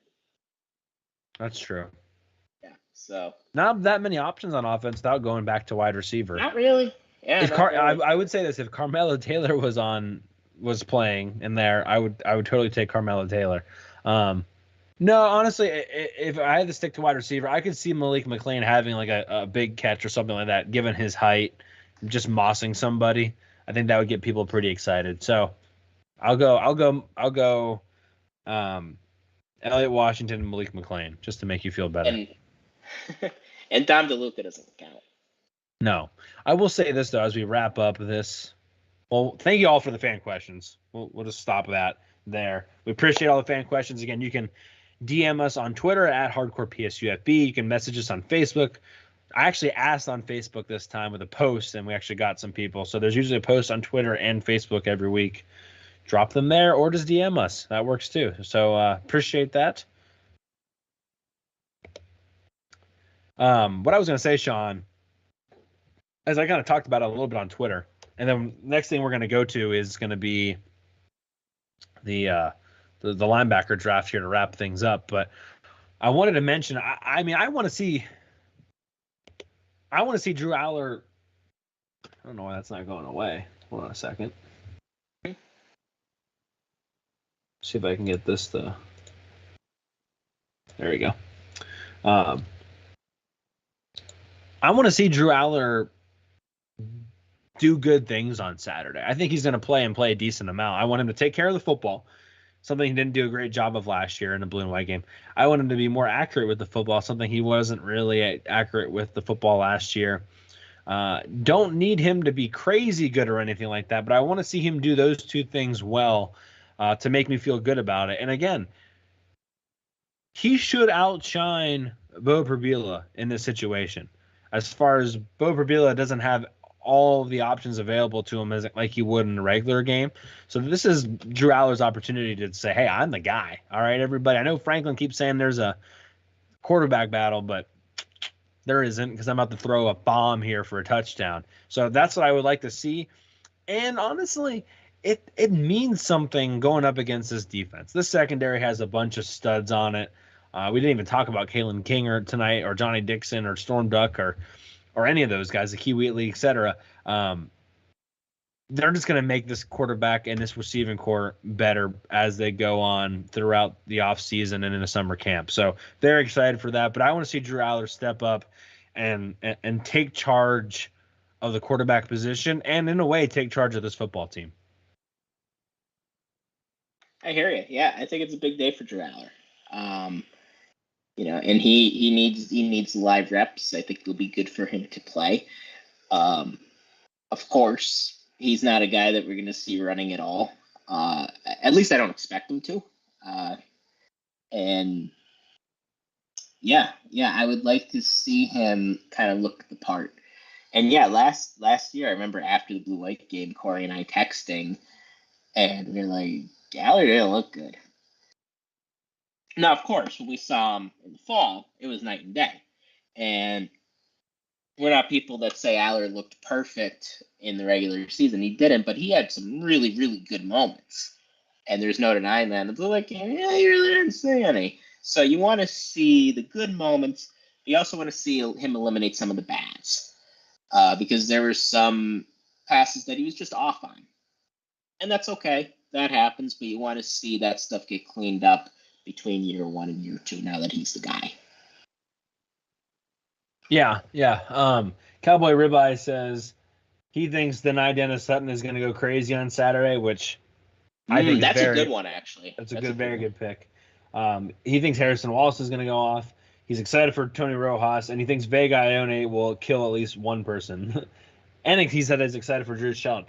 I think Drew Shelton's going to play a bunch. I don't know if I'm necessarily excited to see Drew Shelton because I think he's going to do a good job, but I am excited to see if he is playing at the left tackle spot, how he's coping. We've heard things that Drew Shelton, right tackle, excuse me. Yeah, thank you for that. Yep. Did great things last year as a freshman at left tackle. He's moved over to the right tackle. He's struggled a little bit since he's moved over there. Caden Wallace has taken charge of the right tackle competition. I think we're going to see a lot of Drew Shelton. And if it's like Drew Shelton versus Chop Robinson, or even Drew Shelton versus Amin Vanover or Smith Vilbert, like those are some great battles for Drew Shelton to be going up against. And a denied Dennis Sutton, et cetera. So that's exciting to watch. Like I could sit there and I would pay $5 an hour to watch full contact defensive end versus offensive tackle drills all day. Like they're just fascinating to me. Anyway, I'm glad you brought that up, Cowboy Ribeye. So thank you for that. Would you pay $10? If it went to a name, image, and likeness collective, obviously. Surely could do 20.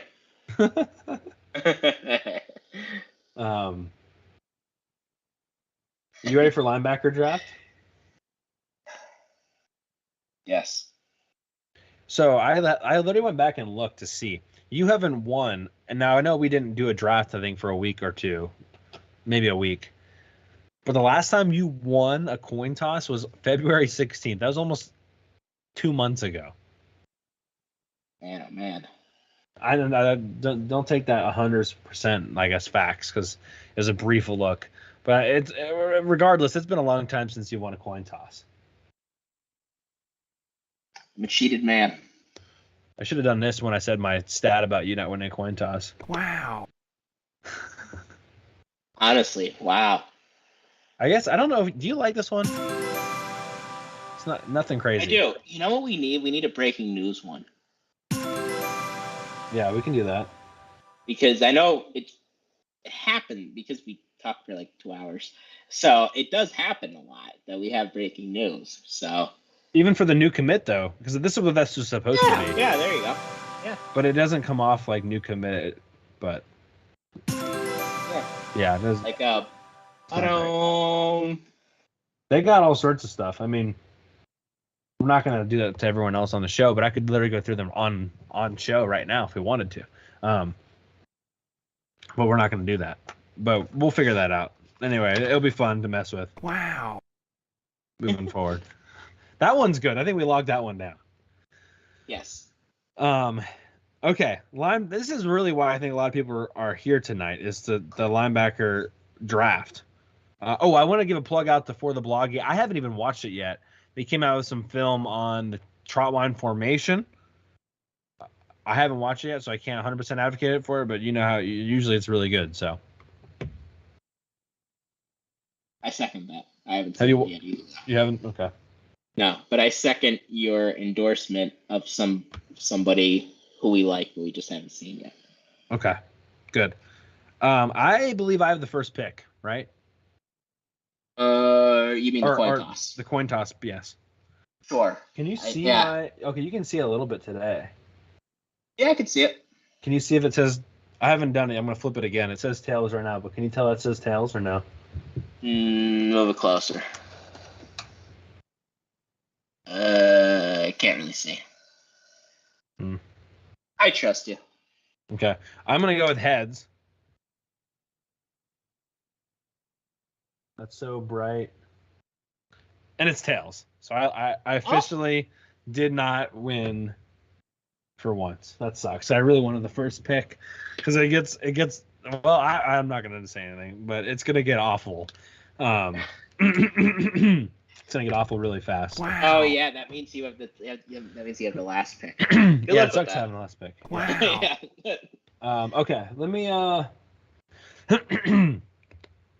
Okay, Penn State all-time linebacker draft. Shawn has won the coin toss, and he gets the first pick. Take it away, Shawn. All right. So there's some numbers that are pretty synonymous with Penn State. 11, 31. I'm not picking an 11, though. And I'm going to go with one of the 31s. And I'm going to go with Shane Conlon. I have Shane Conlon as the GOAT, Penn State linebacker. And, you just look at some of the stuff he did. College Football Hall of Famer, 2-time All-American, 2-time national champion, had an interception the night of the famous Fiesta Bowl, got us inside the 10-yard line. DJ Dozier later ran the ball in. Yeah, I mean, he's really Mr. Everything. He's the most accomplished, and just as far as a football player in general, I mean, there was no tougher player ever at Penn State.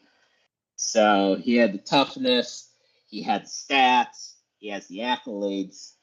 I just think Shane Conlon's number one. Is it a close call? Yes, because in my opinion, I'll talk about this after we draft. There are 4 guys you can make a really good case for to be the GOAT. Shane Conlon's just mine, but there are 3 other guys that if Cory had the first pick and he picked us to GOAT, I would have 0 issue with. Yeah, that's yeah. I had him in my top 4, if you will, as well. And some of the people I talked to had him very, very high as well. Nobody had him below the top 4. So good pick there. Wasn't my number 1, but a good pick nonetheless. And I think that just means this is going to be a crazy draft. I mean, we're going to offend we a lot both of got our people. number 1 pick, so. Yeah. Cowboy Ribeye says hard disagree, which is funny. Already disagreeing with 1 pick in. I'm going to go with, I thought might be the obvious-ish pick, and that is with Jack Ham. 1968 to 1970, All-American, 1970 season, 91 tackles, 4 interceptions, ended up with 251 tackles, which was second at the time. Was 29-3 in his career at Penn State, including 2 undefeated seasons, and then the NFL career. I mean, 4 Super Bowls. He's an NFL Hall of Famer. He's a college football Hall of Famer. And it doesn't hurt that he does radio at Penn State football as well. I think he's like when you think of 70s linebackers, I guess technically 60s linebackers, like he's an epitome of that. He was the last scholarship that Joe Paterno had that year when they gave it to him. He was going to go to VMI, I think. Again, we don't have any sort of criteria when we do these. So you can value NFL as much as you want. You can value it as little as you want. But I'm going with Jack Ham with my first pick. He was my second pick. You can't go wrong with Jack Ham. No. I mean, the guy is unbelievable. Was unbelievable.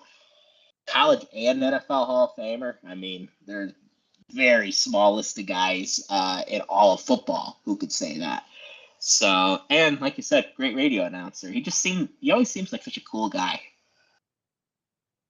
He has like that cool old guy energy. Like mellow, yeah. Mellow, yeah. Right. Yeah, I love it. All right. So, this is going to make me happy, and it's also going to make me sad and I have a feeling that's going to be an ongoing theme through this list. So I'm going to go with LeVar Arrington. I've told this story before. Blue White Game 1999. I actually got to meet LeVar Arrington as a little 4-year-old kid, and it was one of those things you don't remember exactly what he said to you, but you remember how he made you feel. And he just made me feel like the only kid in the world, and that's just his personality. But then you have his accolades. I mean, 2-time All-American, 2-time first-team All-Big Ten, Buckus Award winner in 99, Lambert Trophy Award winner in 99, Benerick Trophy Award winner in 99. He was a Heisman finalist. Probably not there wasn't a more athletically gifted linebacker at Penn State, including Michael Parsons. He wasn't as athletically gifted as LeVar. Like, LeVar, if he didn't get hurt in the NFL, he would have been a Pro Hall of Famer too. But He had some injuries early on in his career. He was still a three-time Pro Bowler. Just great football player. He one of the best high school football players ever in the state of Pennsylvania. Just not enough good things to say about LeVar. And he's another guy. If Corey had LeVar as his top pick, I wouldn't have any issue with it because I would totally get it. So going with LeVar with my second pick. Yeah, that's a great pick. What I loved about LeVar was he created chaos. And I was texting you guys earlier about Abdul Carter. And, like, you can be a really good player in the scheme you're supposed to be in, and then you can just be a guy who creates chaos even when you're not really even supposed to be around the ball. And that was LeVar. To a certain degree, that's what Micah was starting to do, especially in the Cotton Bowl. But that's what I'm hoping Abdul Carter can turn into. Like, Curtis Jacobs is a good linebacker, but he's not going to go outside of his X's and O's schematic responsibility to make a play most times, right? LeVar Arrington was flying around the field probably more than what Joe Paterno even wanted him to be doing, and it just didn't matter. I mean, he did whatever he wanted, and it worked. I had LeVar top 4 as well. All three of these guys I had top 4, so we're right on the same page so far. I think, Shawn, now maybe you'll disagree with this. I think there was a top 4, because I'm about to take the next guy in a second. I think there was really a tier 1, and then it gets really harder in what you would consider tier 2. But I really thought there was a tier 1 group of guys that you could put one before the other. But these 4 guys, at least in my mind, were a smidgen separated than the rest of them. You on the same page? 100%. If we're thinking about the same person here, then yeah. Well, we'll see in a second, because I'm going to take Paul Posluszny with my next pick. We are on the same page. 2003 to 2006, 2-time All-American, 2-time captain. In the 2005 season alone, he had 116 tackles, 14 TFLs, 4 sacks. He had 22 tackles in the game against Northwestern, won the Benerick Award twice, won the Buckus Award, ended up with 372 tackles in his career, 9.5 TFLs. Was that 9.5 sacks, excuse me. Personally, again, around the time I really started investing in Penn State football as a kid, Paul Posluszny was the guy, right? I mean, he was the guy. I still think you go walk around Penn State tailgates, you see more of his number than a lot of other people's numbers.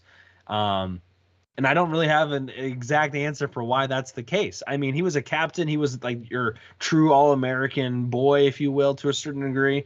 Kind of reminds me of, like, this seems weird, Shawn. I'm going to give you a random comparison. He's like the Doak Walker of SMU, but for Penn State. Like, as far as just the iconic Penn State linebacker, just vibe, pretty hair, right. Like, just, I don't know. That's the vibe I always got from him. Good, a long NFL career. Obviously had to deal with a little bit of injuries throughout his career, but this was a no-brainer for me. And this was just the beginning of a long run of some really fantastic quarterbacks in the mid-2000s too, which there's a lot of guys in the mid-2000s that, I mean, well, we'll see. Yeah, so that's why I said the LeVar pick was going to both make me happy and make me sad, because they're my 2 top favorite linebackers of all time at Penn State, and they're hard to compare, even though because they're just different. Like, LeVar was an athletic freak, and Posluszny, very good athlete. Very, like, there was Posluszny before he got hurt in the Orange Bowl and Posluszny after he got hurt in the Orange Bowl. And hell, I mean, the guy was awesome after he got hurt, but he had a lot of speed in 05. Like, he was all over the field. And, and then the other stuff just, tough as nails. I remember in 05, he had a cut on his nose that would bleed every game. And it was just kind of, iconic. And the 31. That's what I'm saying, man. Yeah. That's what I'm saying. There's just something about him. Yeah. Yeah, and he had a charisma about him for sure. I think he was a two-time captain, which was rare for under Joe, that he would let a junior become a captain. Because people always said the players pick, but then Joe reads the votes. So, Joe had some. I think Joe had some input there. But he was fine with Kozlowski being a captain, and he just kind of embodied what being at Penn State was all about. And Yep, perfect poster child. boy, I When you wish we think had of him now. when Man, you oh, think man. of middle 2000s Penn State football, I mean, Plesney is the guy, in my opinion. You think about it just is to me. Yeah, yeah. And I think he would have had a better, and I think the injury hurt him in the NFL more than anything. Like I said, in college he was fine. Lost a little bit of speed, but I think if he had that speed in the NFL, we'd probably be talking about a perennial Pro Bowler. And if he didn't get nicked up so much in the NFL with other just little injuries. I remember he'd always have like a broken finger or this happened or that happened. It would always be like little nagging things, but still really good pro career too. All right, so It gets a lot tougher now, baby. Oh, it is, because I could go in about 10 different directions right now. Wow. Yeah. Owen Wilson, yes. All right. So this was really hard. This was harder than the other two picks. I'm going to go with an old school guy. I'm going to go with Dennis Onkotz. So Onkotz was kind of the first great Penn State linebacker. He's now second. Wikipedia is wrong. He's second all time in leading in tackles. 11 interceptions in his career too. He was All-American, and College Football Hall of Famer. Like I said, he was the first great one. He was actually there a little bit before Jack Ham.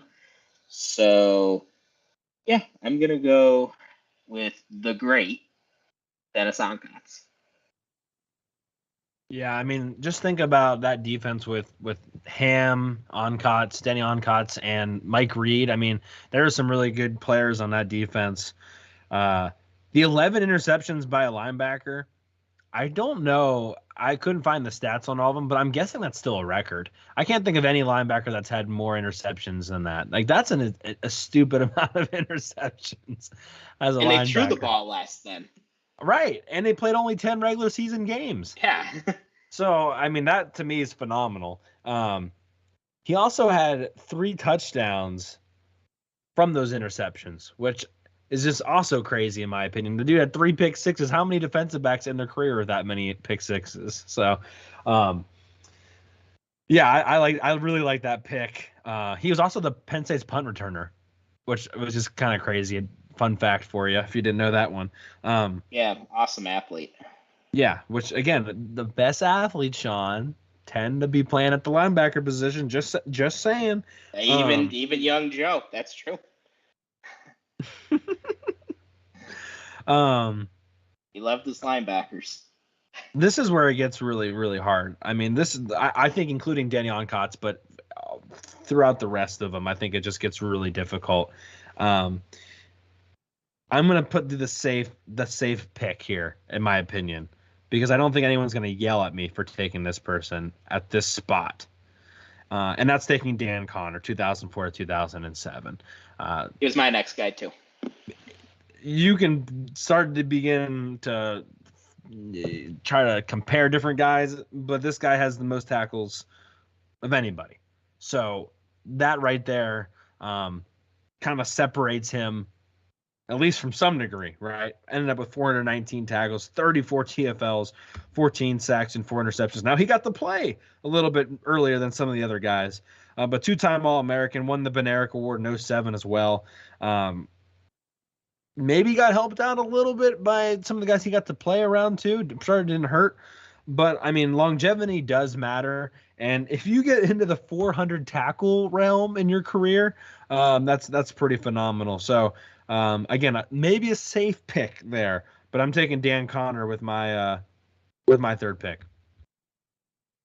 Yeah, Dan Connor was my next one. He's almost kind of overlooked, and I think that's a little odd. And it could be because in the pros, he just didn't have the pro career that a lot of these other guys on the list had.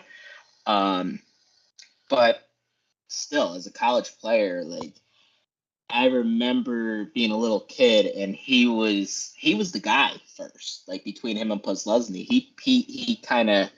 he started first. He got more playing time early on, and he was a tackling machine. Like maybe for some of our fans that might be a tad younger than us, think like Mike Hall, but a little better. That's sort of who my comp would be. Not the biggest guy in the world, but just a guy that if you see him in the open field, you just know he's making the tackle. You don't have to even worry about him.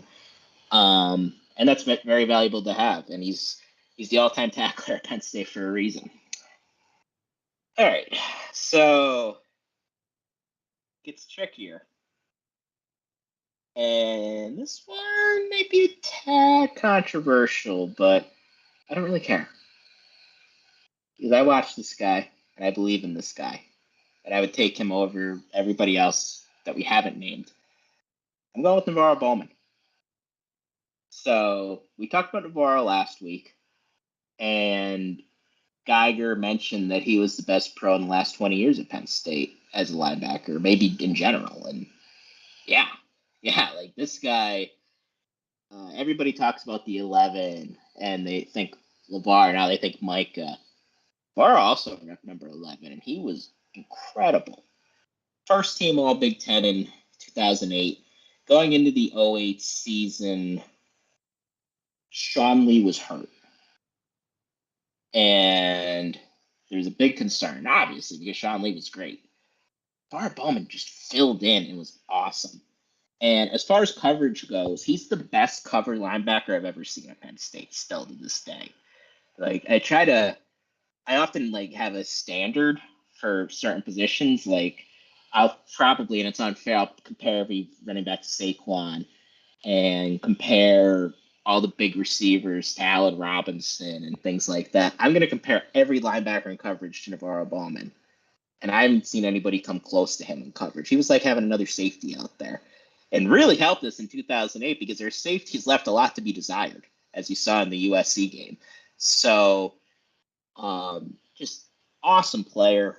And I don't know, it feels like when you talk about those middle 2000s Penn State linebackers, Paz gets a lot of attention. Another guy who we might name gets a lot of attention, but Dan Connor and Navarro Bowman probably should be mentioned more than they are. Yeah, Bowman's tough for me, right? Because I 100% agree with everything you just said. The thing is, he didn't have the same amount of like career stats as some of these other guys, but I agree as far as like just playing ability.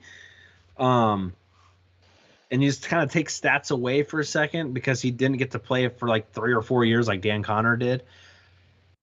He impacted the game in a similar fashion to a lot of these other guys on the list. So I like that pick a lot. And then the pro career you could put up against anyone else on this list besides maybe Jack Ham.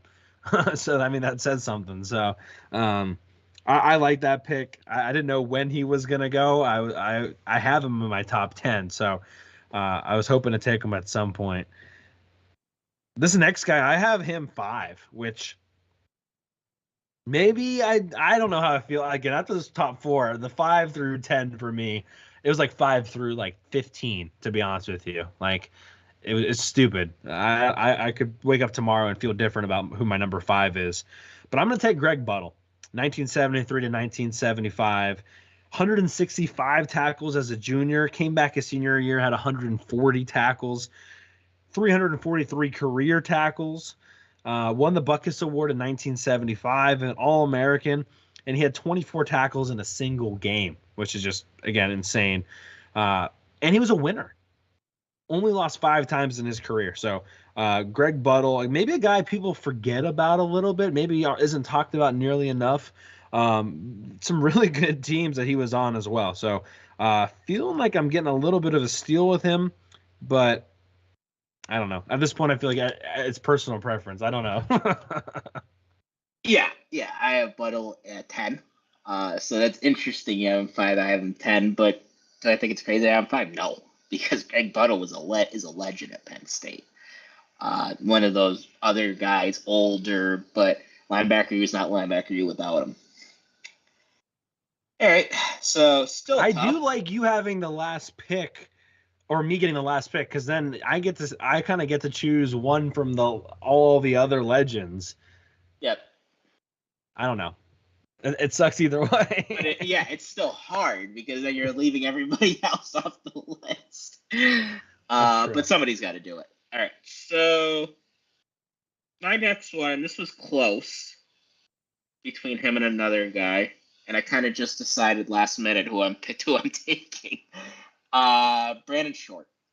So Brandon Short, 2-time first team All Big Ten. He was a consensus All-American in 1999. Played on the same team as Quinton Brown, LeVar Arrington.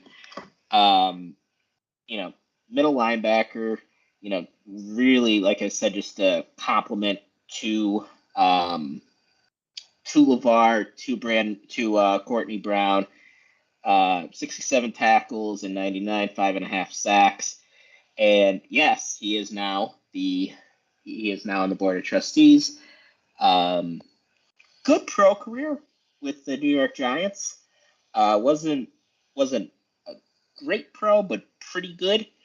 Stuck around for a little while. So yeah, Brandon Short is my next selection. Yeah, I had him 7. So that was you got LeVar and you got Brandon Short. So you're really doubling down on the 1999 Partying like it's 1999, yes sir. I like that pick a lot. Doesn't hurt that he's trying to help out with the current Penn State football program either. Yeah, he's been on the Twitter.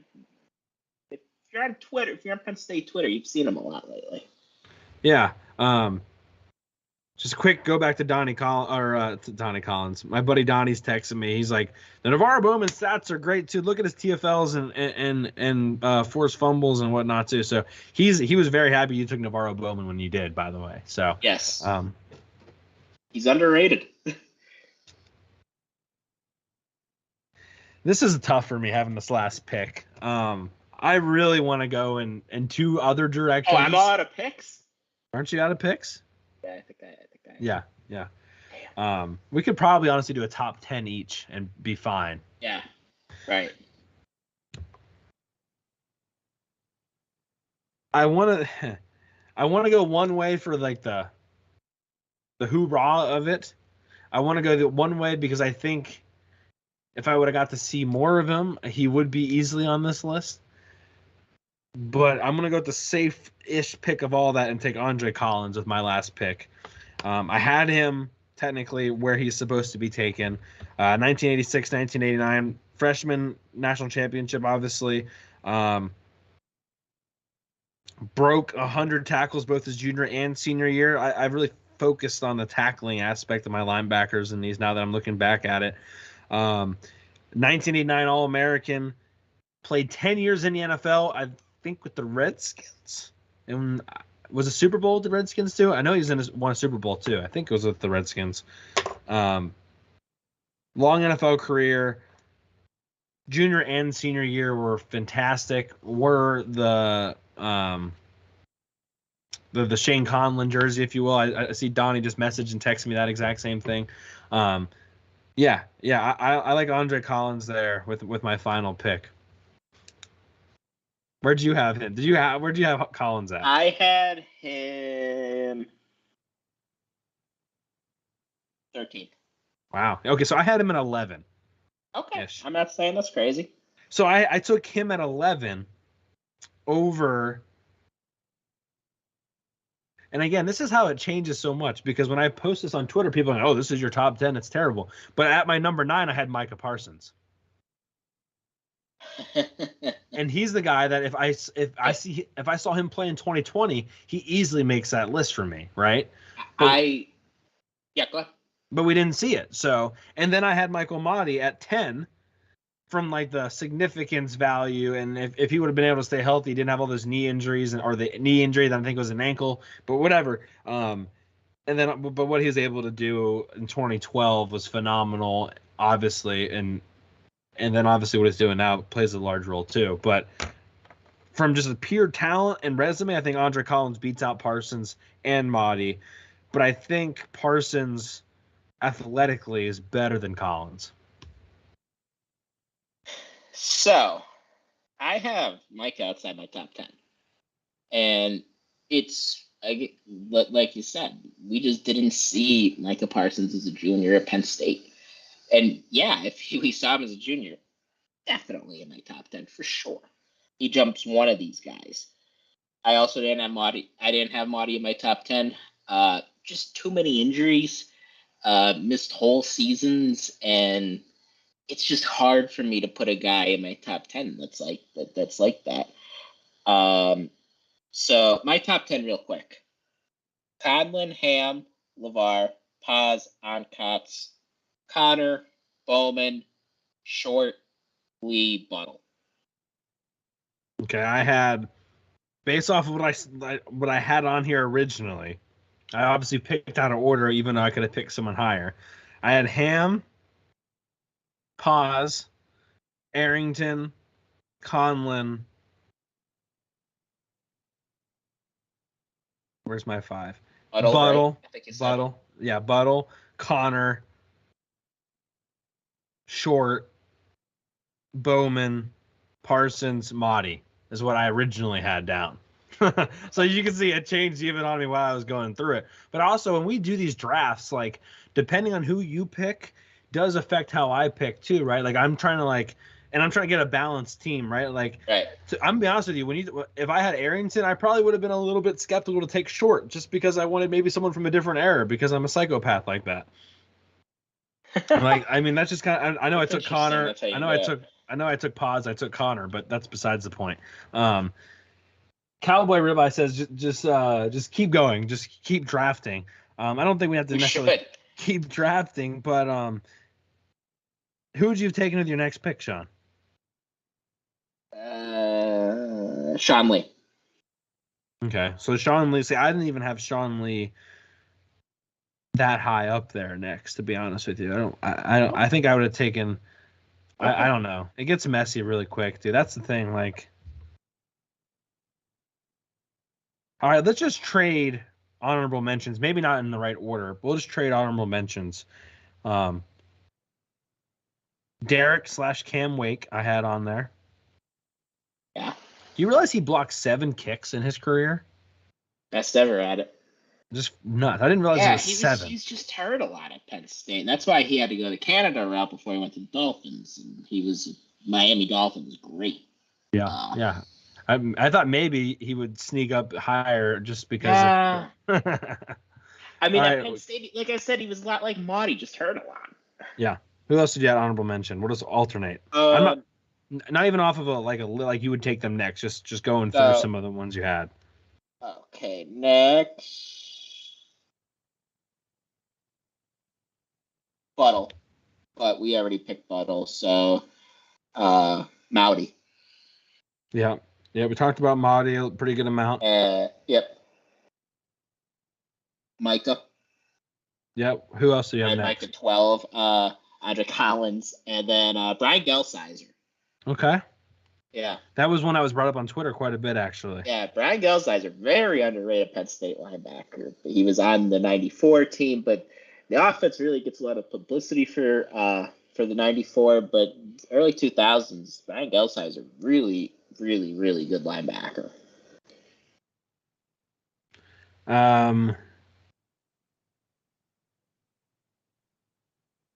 Mike Hall, I wanted to just give a shout out to. So small, but played so much, was a tackling machine, played a pretty big role early in Franklin's career, too. I think having Mike Hall there really helped things a lot that year. Just a player's coach in a way, as far as just doing everything that you want in a player. Was with your Dolphins for a little bit, wasn't he?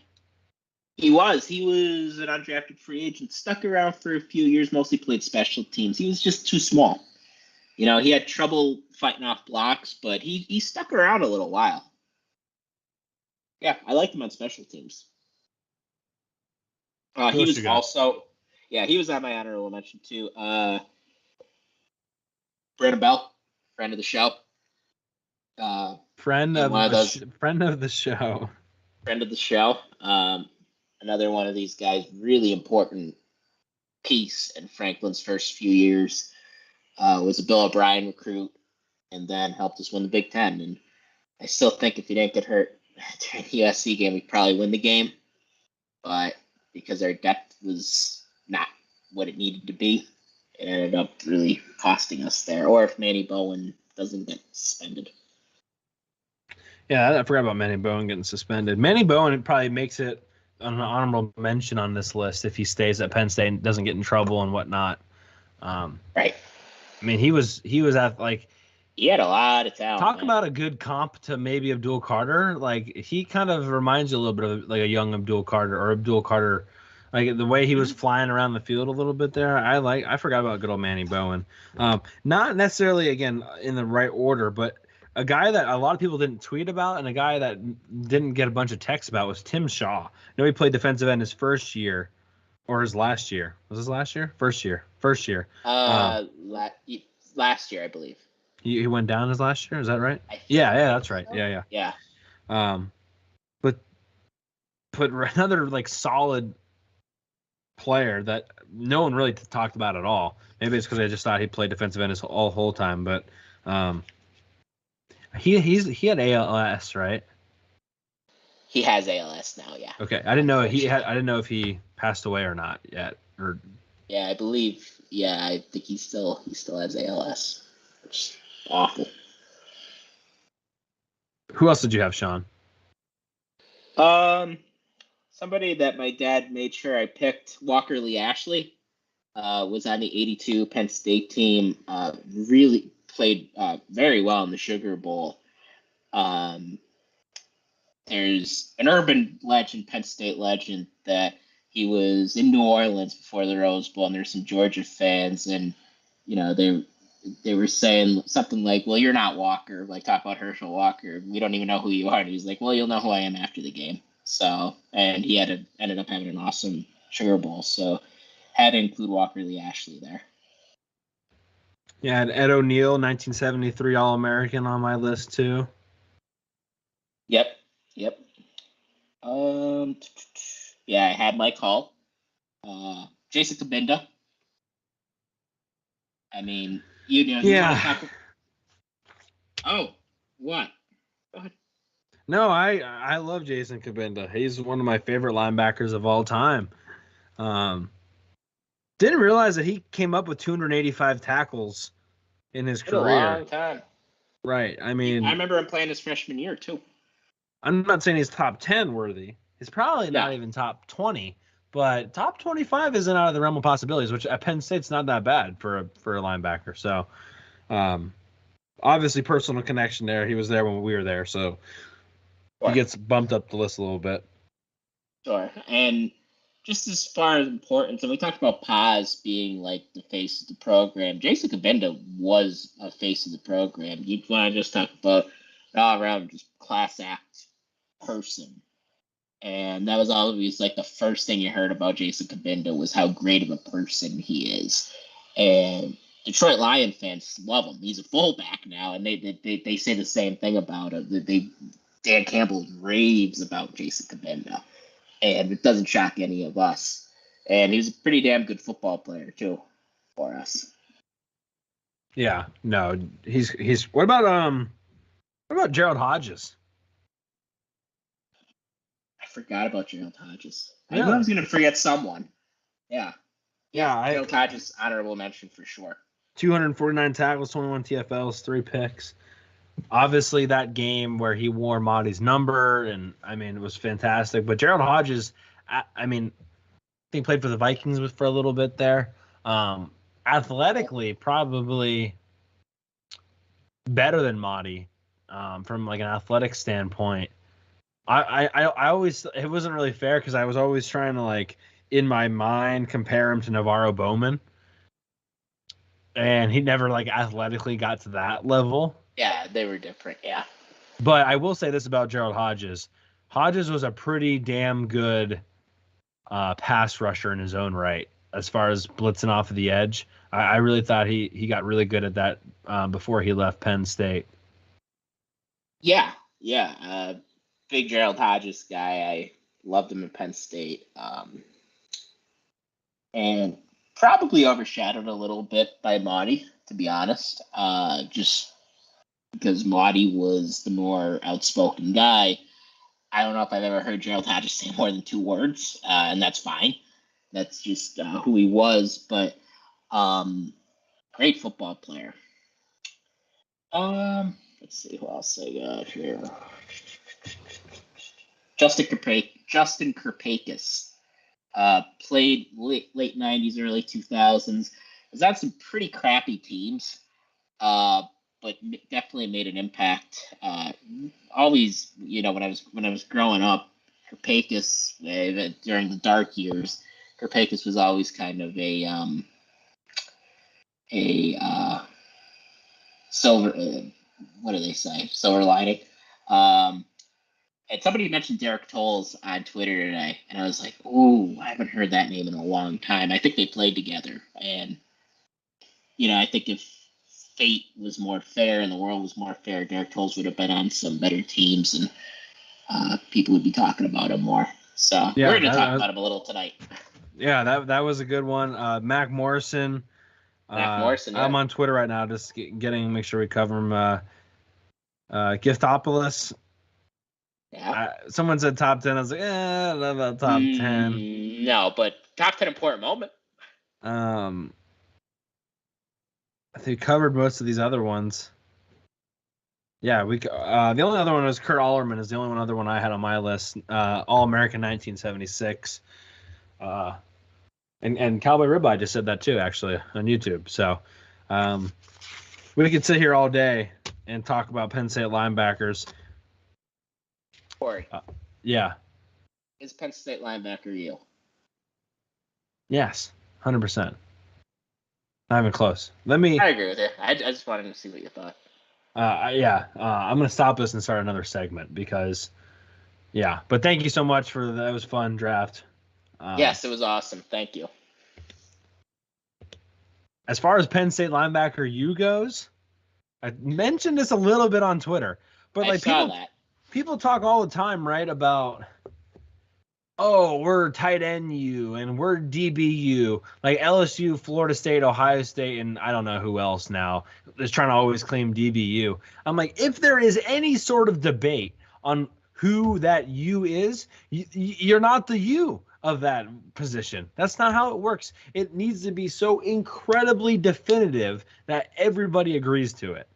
And so people are like, oh, Iowa's getting pretty close to being tight end U, but maybe someone else can sneak in there and be tight end U. And doesn't matter unless it's 100% true. And that's not something you do over 5 years. That's not something you do over 10 years. And it's not something you can lose in that time period either.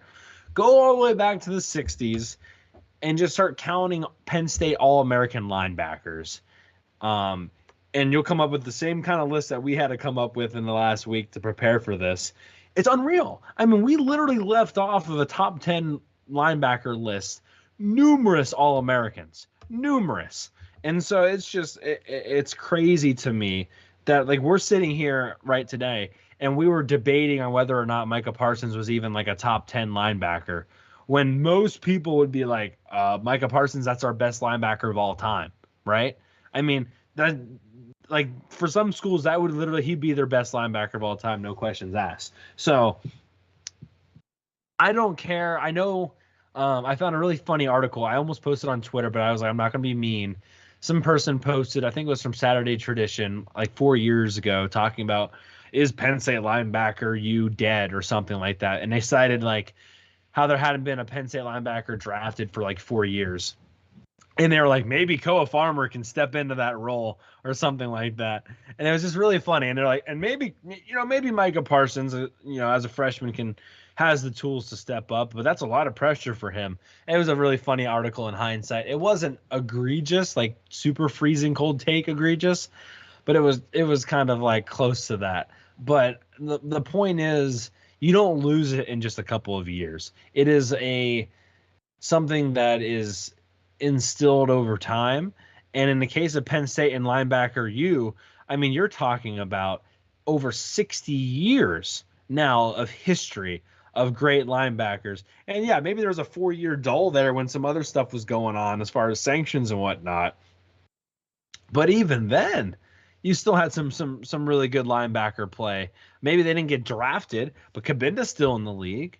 So anyway, my point being, if it's not definitive, if you can have a debate on whether or not a school is linebacker U or tight end U or DBU, then they're not it. And you can't have the debate. You really can't have the debate with Penn State. Alabama, Georgia, even Ohio State, yeah, have they had some good linebackers lately? And by lately, I mean in the last 20 years, yes. But do they stand the test of time all the way back to the 60s? No. No, they do not. It's not even close. Forget about it. That's how I feel about that. You know, I envisioned something in my head when I asked Cory that question, and it went exactly how I hoped it would. I was just like, I'm just going to throw this out here and let him cook. He cooked it. Loved it. Great answer, Cory. And I agree 100%. Like, being known for something, yeah, you got to do it over an extended period of time. Like, I don't know. Yeah, like you have to do it for decades and decades and decades. Like, and linebacker that's Penn State. Like, linebacker U is Penn State. Penn State is linebacker U. And you could be like, oh, well, Georgia's had this many linebackers in the past few years. Quick, name a Georgia linebacker from the 1980s. I really can't. And I think I know a lot about college football. I can't tell you a guy, just tell you a guy from the 1980s from Georgia. You know, there are probably some positions that maybe you could say. Like, maybe you could say USC's running back you. I don't know. I'd have to do the research. But, you know, they had OJ and they had Marcus Allen, Reggie Bush. Like, they have a long tradition of running backs. But Penn State, you're leaving Micah Parsons off a top 10 list. I did. And when you really break it down, when you really look at the list, it's like, who do you leave off? Now, some of you would disagree with me, and that's fine. Cory disagreed with me. But it's a lot harder than it looks to put him on a top 10 list. Now, would I have definitely had him on a top 10 list if he played in 2020? Absolutely. I'd just take Greg Buttle or Sean Lee off and put Micah Parsons on.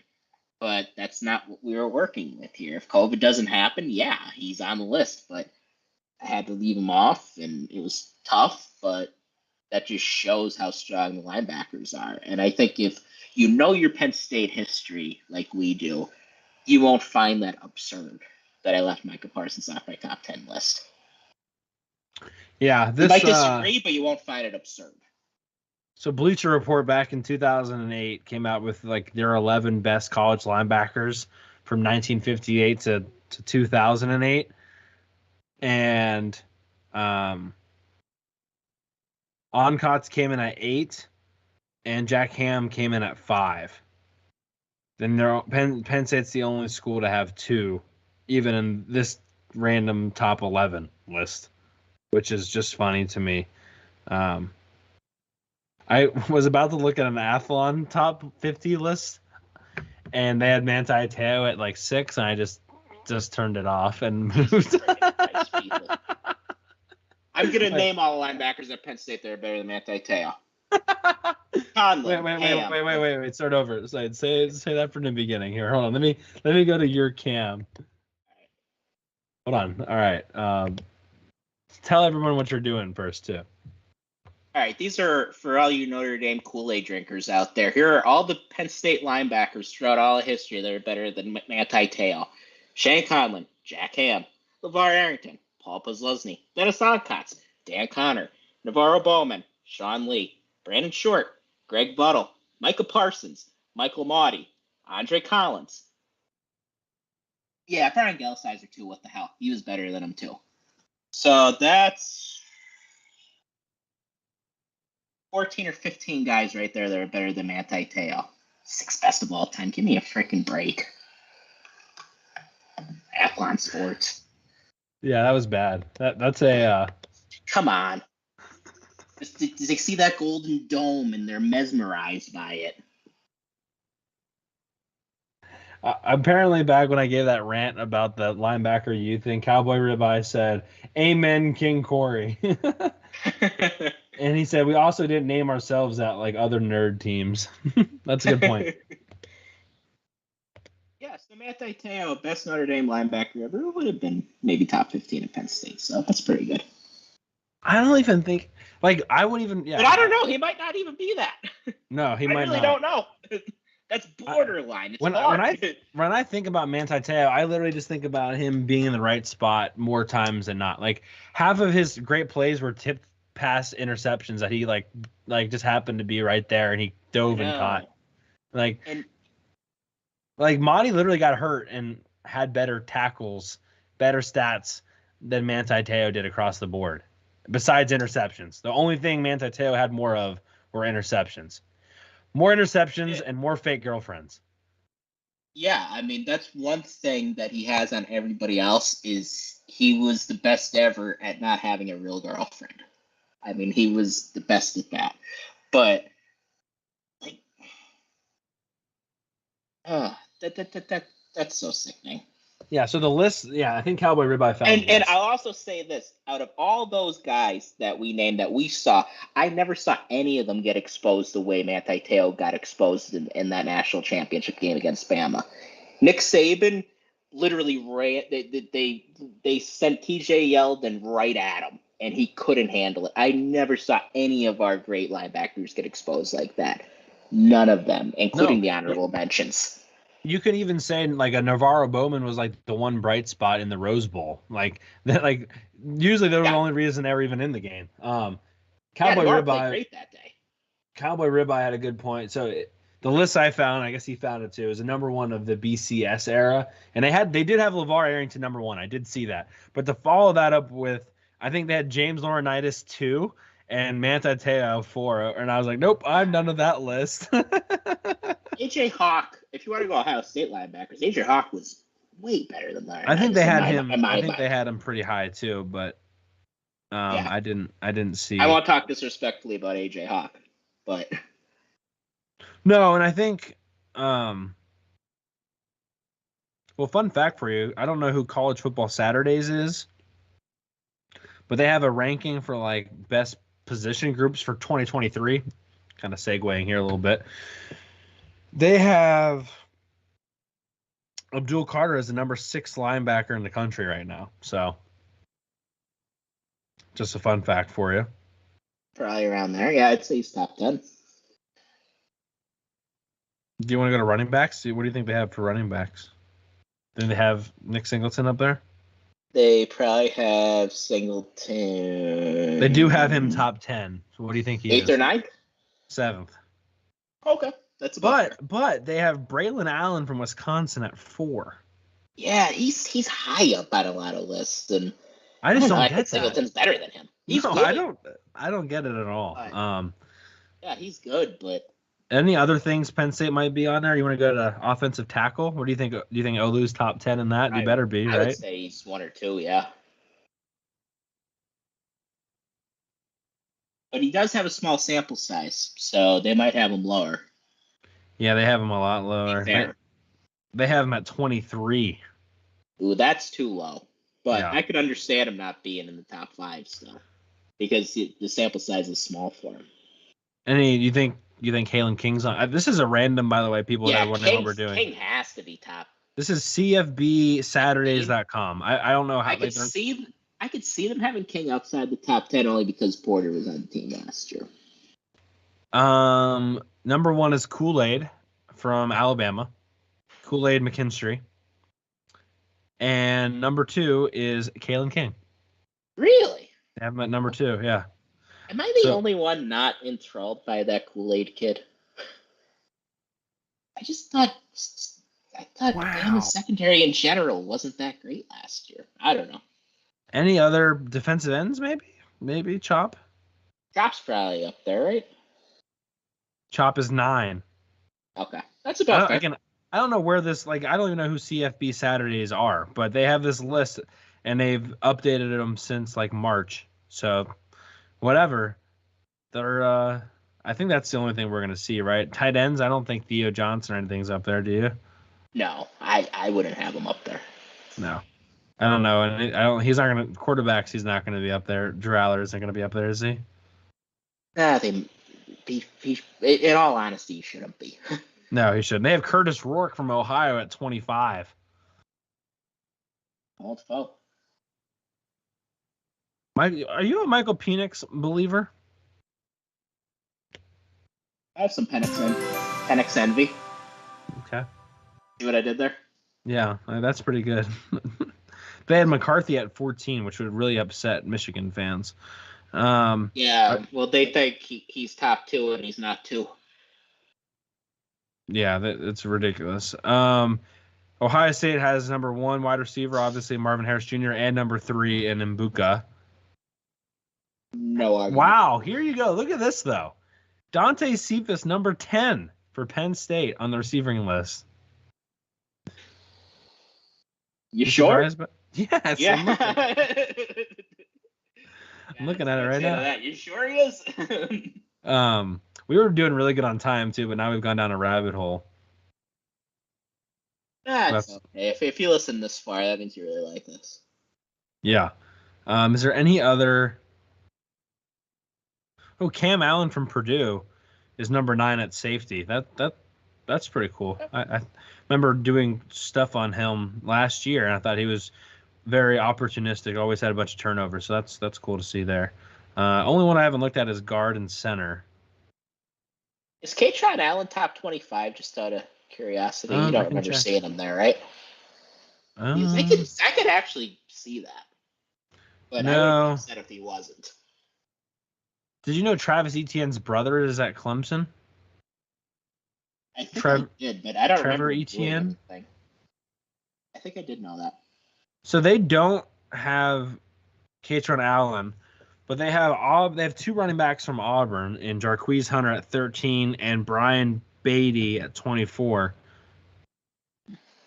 Hunter I could see, but I wonder if that Beatty is related to the Tyler. No, I don't think that's related to the Tyler Beatty at Missouri. Anywho, no. They have Caleb Johnson from Iowa. Oh, Corey's not gonna like that. Over Kaytron Allen. Corey's gonna remember this random fact forever. And when we play Iowa, he's gonna be reminding people. I'm gonna go CFB Saturdays. Remember when you had Caleb Johnson above Kaytron Allen on April 12th on 2023? Remember this. He's gonna talk about it in September. So we're all ready. Oh man, yeah, I probably will though. Cowboy Ribeye.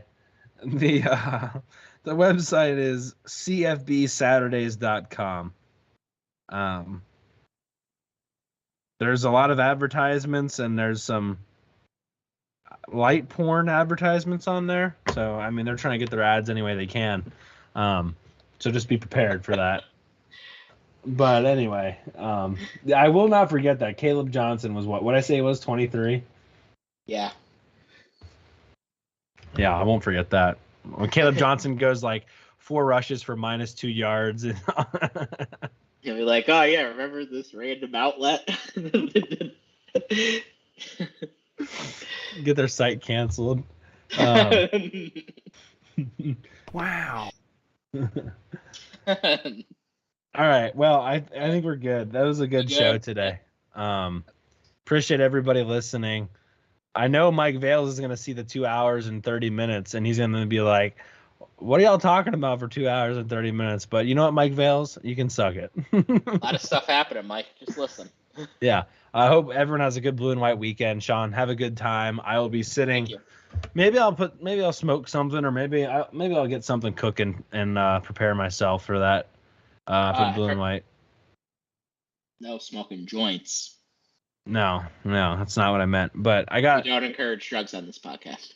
I've got to clean out my freezer full of meat before we move. So I'm like, I haven't gone to the grocery store any protein. I'm just cleaning out the freezer.